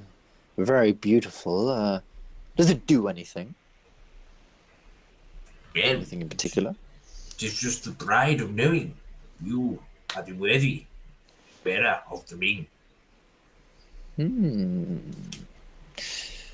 A family heirloom of a family that was once thought to have died out 900 years ago, fighting in a civil war for our people. Well, that certainly does sound very interesting. What would you like in return? I have much gold to give. A fine steed, if you would like that. Just waiting outside. I have a ring myself. I can wager my own ring, of course. And he reaches down into his pocket and he pulls out a ring of what looks like pure platinum, with a ruby sort of encrusted just in the center, in the sort of center thing of what looks like a sort of like a round shield. This was procured from my Duelers club just last year. I won first place. This is the notification that I did win first place. I think if you were to beat me, it should be yours, but I think I'll probably be holding on to it. But yes, all right. Why don't we make this a wager? Opens up his hand. A ring for a ring. A ring for a ring, indeed. Shakes your hand, places the ring in his back pocket, sort of begins to sort of test the sword a little bit. A little heavier than I'm used to, but I guess one must make ends meet somewhere. And steps back, and you test the sword in your hand. It's a very, very basic guard's long sword.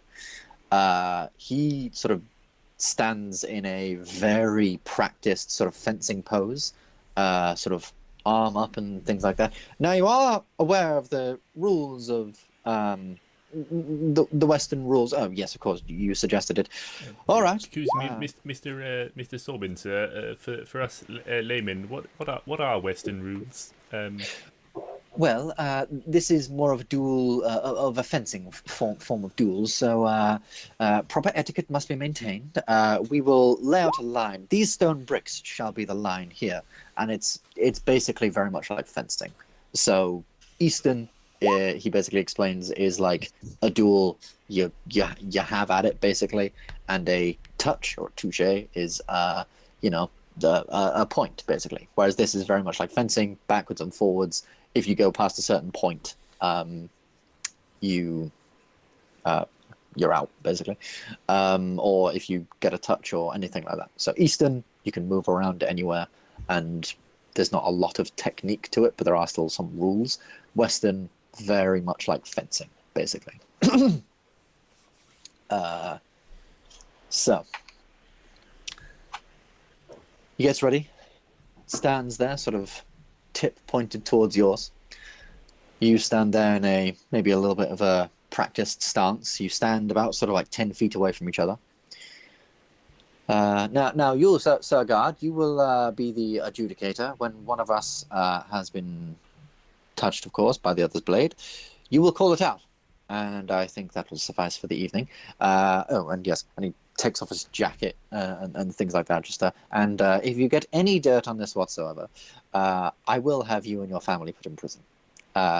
Just making you aware. And the guy's like, oh, yeah, sure. Folds it up, holds it very, very tightly under his arm. Begin, I guess. Can you roll initiative for me, Galahad? Aye, sure. Oh, boo. He rolled the same. Oh. Well, actually, no, he's only got a +1 to... no, he's got a plus... Rollies. Yeah, no, it is rollies. Roll again. Ooh. Sorry. Yeah. You are first, as he says go, as is like this guy's Sorbin's waiting for him to finish sort of mumbling, whereas you are immediately into the action. What would you like to do? See, I'd basically want to take the L at the last possible minute. I want to batter the shit out of him without winning. Okay. Make me then a just general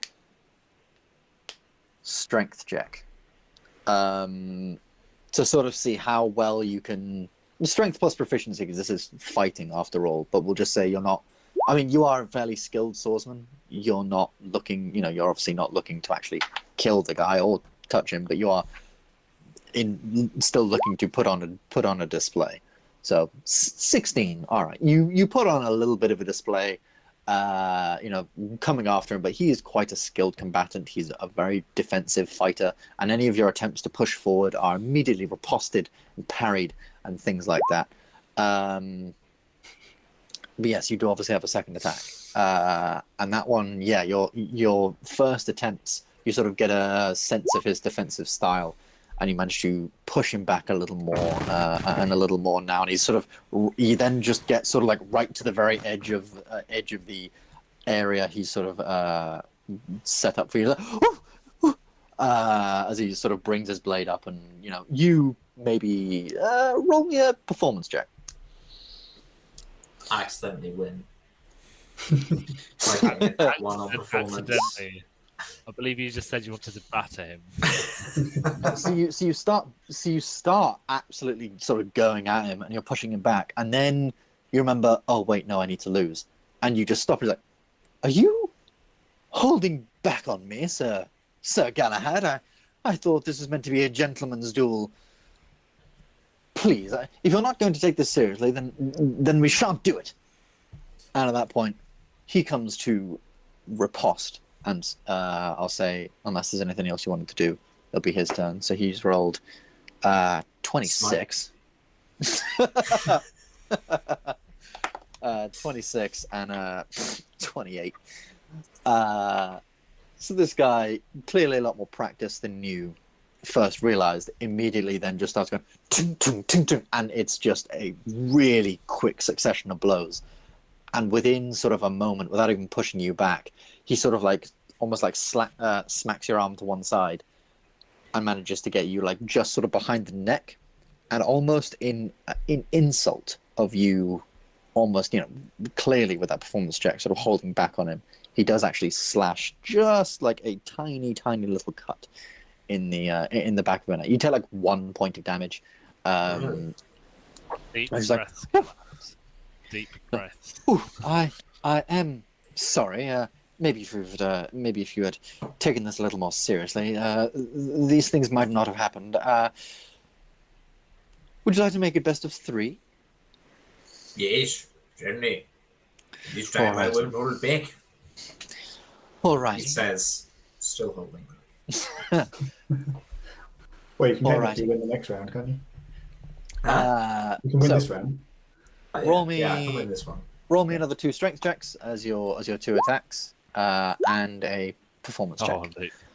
I'll say actually with that 14, because that technically wouldn't hit him. I'll give you. 19. Oh yeah, 19. No, that would hit him. Yeah, roll me another performance check. While this is going on, can I attempt to pick the pocket of the jacket that the guard is holding? Sure, go for I mean, it. everybody's distracted, so I suppose. Yeah, I'm hoping to Yeah, take like this opportunity everyone while everyone's knows. distracted. So roll just a quick stealth check to sort of like maneuver yourself towards the guard without raising too much suspicion.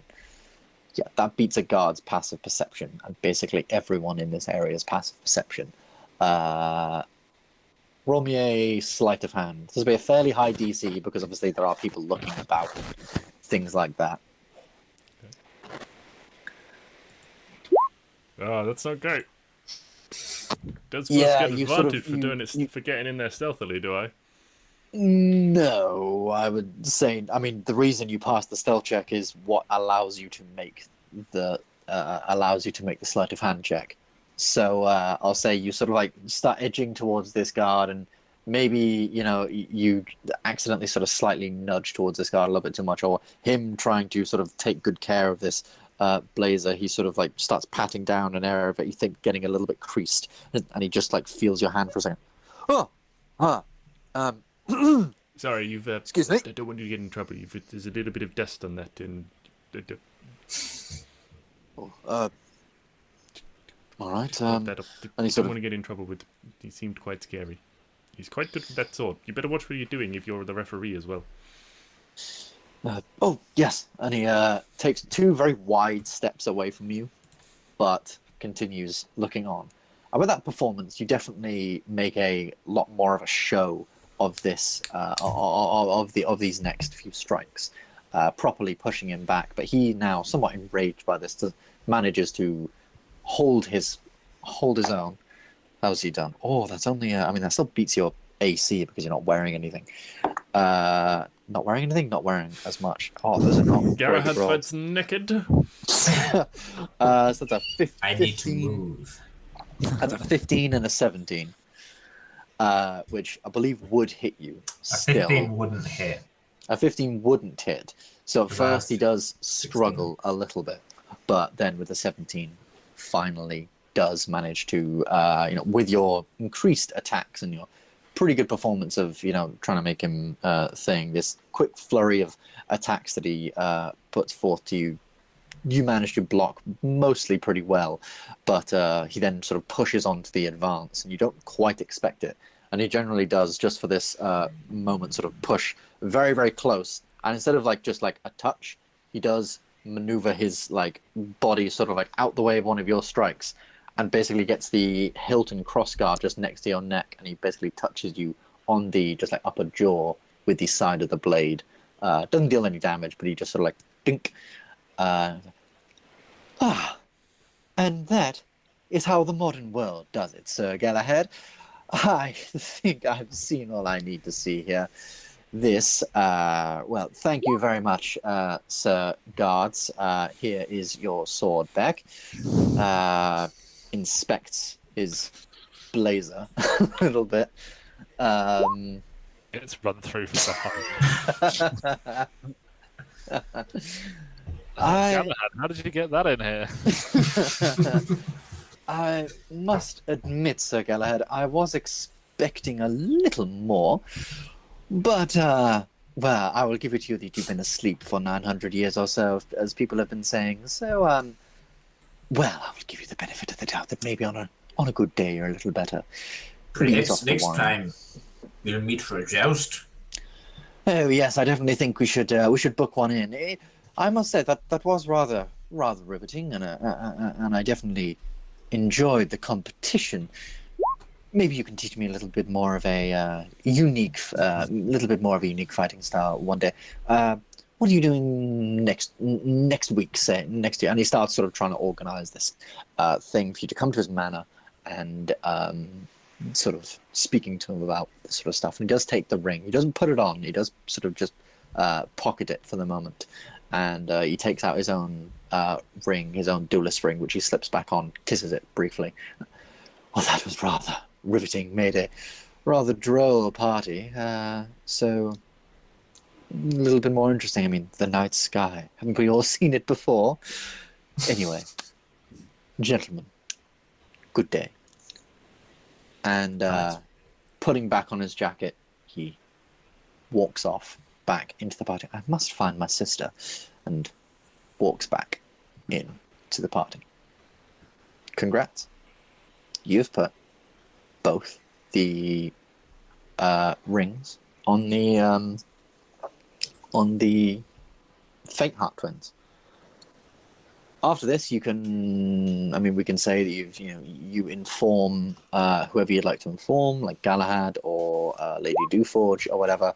Hunter, technically, your work is done, and you do sort of receive a sort of quick glance from Lady Dewforge to come over, and she basically says, "Your favor is done.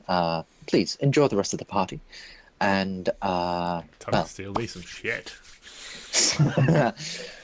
Right, and the evening goes on, and for the sort of sake of brevity, the evening goes on very, very nicely. Artemisa does come up and say hi to you guys as she gets a bit of a break from singing, and she does inquire as to where Doc is, but with your assurance, he'll be back in a bit.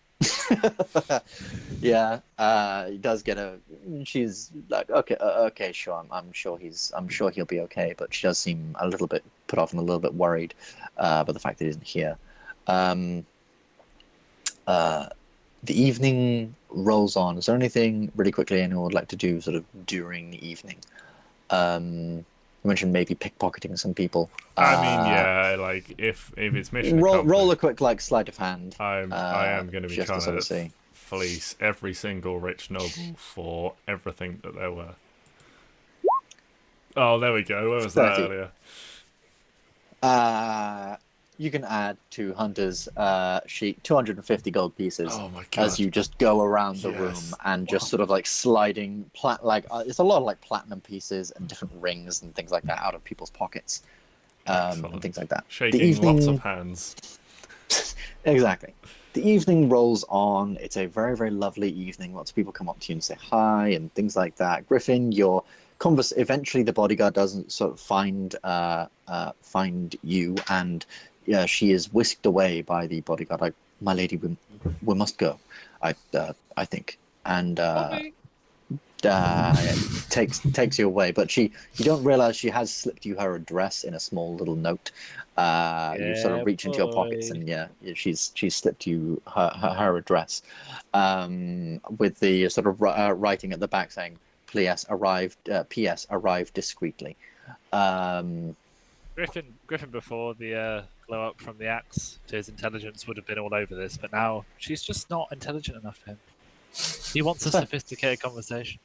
That's fair. Yeah, this entire conversation has mainly been about her jewelry and complaining about servants and complaining that so many other women dressed as the people of Freya. The evening sort of rolls on. It's a lovely evening of splendor. You have drinks and a good hearty amount of food, and for the next sort of few hours or so, it's a very, very lovely evening and a very, very lovely memory of the good King Alastair, which is why this entire thing was present. As it strikes sort of around 10 o'clock, and you can hear the chime bells of churches sort of chime 10 o'clock just in the sort of distance, an individual steps onto the stage, and he says, "Ladies and gentlemen, I would just like to thank you all for coming out here this evening. This speech was to be made by Lord Lazarus, the main patron of this whole thing, but sadly he is unavailable, and the king sadly has felt that this evening was too much of a burden on his heavy heart. He will not be able to make it today. Obviously, this being in his father's memory. So, I myself will just say a quick few words. Firstly, I think it's nice to see," and then immediately a great wind blows through the entire event, and every torch and light sort of flickers out. The illusion of the night sky way above you blows away like a cloud being blown in the wind, and the entire place goes to complete darkness. You hear the sort of gasps of people and the sort of singing of swords being unsheathed from their scabbards as guards begin to sort of call out, thinking, it's all right, probably just sea winds from outside. Someone shut the door and let's get all this back open, please, someone." I'll just cast light on the horns again. Yeah, you cast light on the horns, and people immediately look to you like, "Oh," and some people like laugh at the spectacle of a minotaur with lit up horns, but a lot of people are very grateful that, follow the light of the minotaur. Everyone just stay calm. And then all of a sudden, the lights come back up.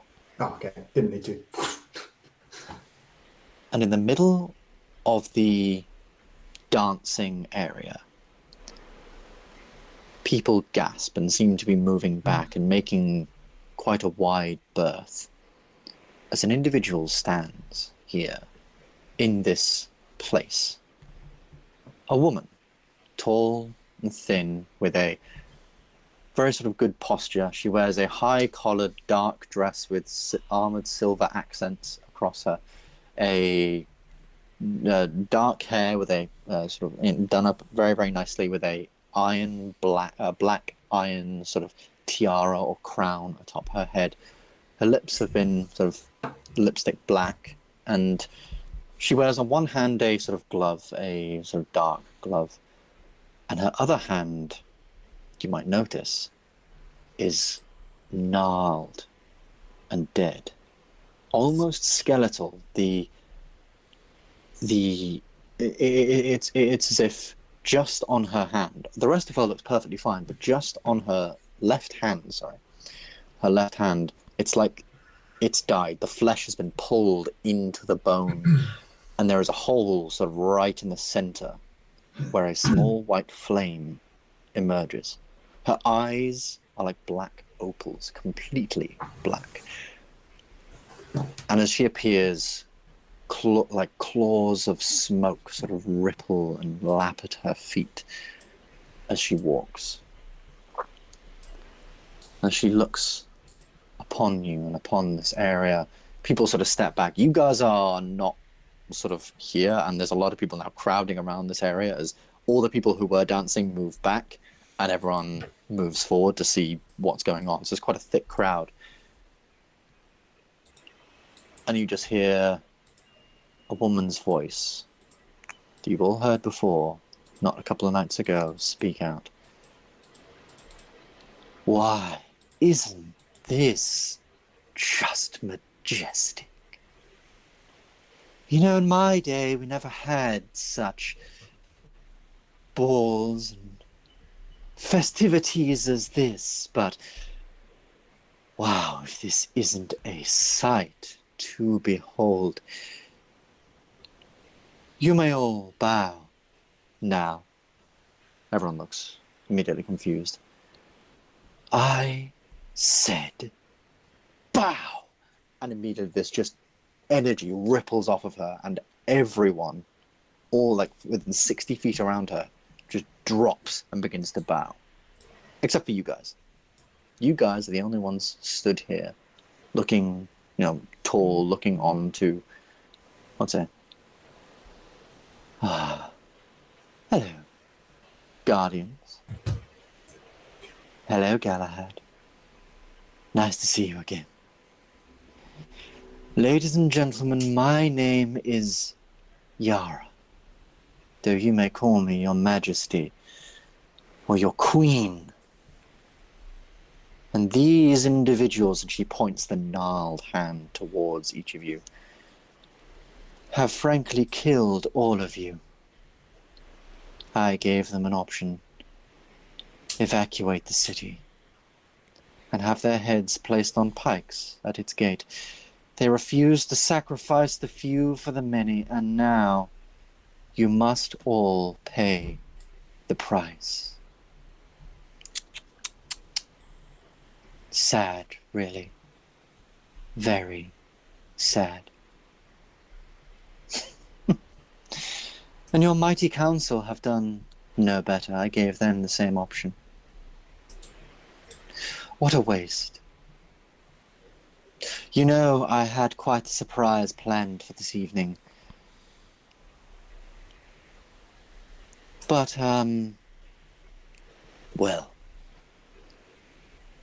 it seems my surprise has been dealt with.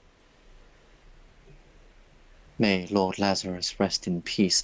So I have had to accelerate my plans just a little. I do hope you all enjoy the rest of your evening, ladies and gentlemen. Maybe the last evening most of you enjoy.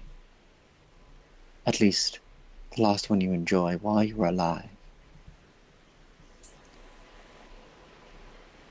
And Guardians, I'm sure I will see you all very soon. And the smile widens. Very, very wide. Is there anything you guys would like to do at this point? Is you're all, I'd probably say within like 60 feet of all of this happening.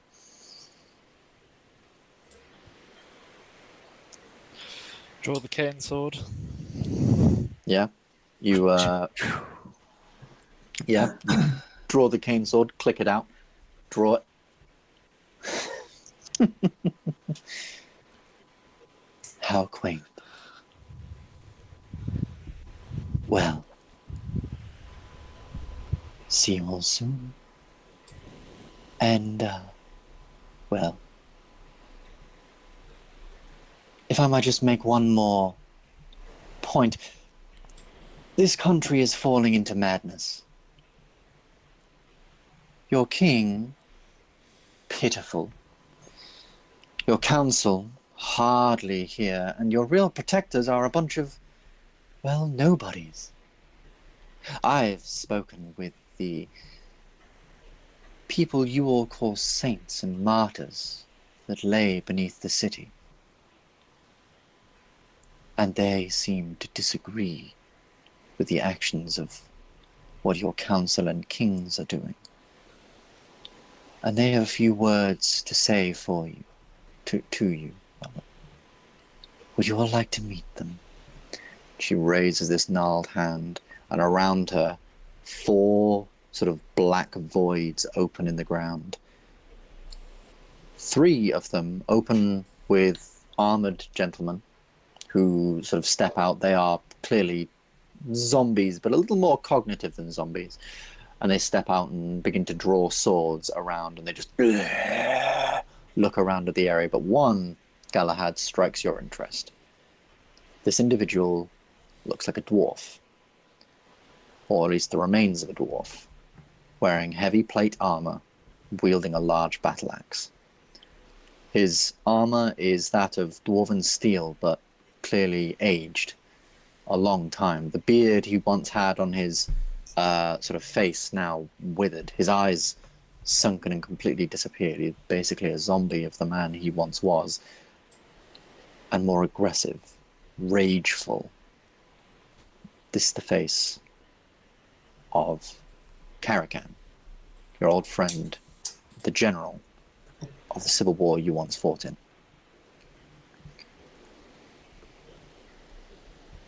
Galahad. Oh, and sort of Jarl looks towards you. I love it when old friends meet. Caracan just looks towards you. Good Lord. Begins to burst into a rage. And that's what we'll call it for this evening. And pick it up next session.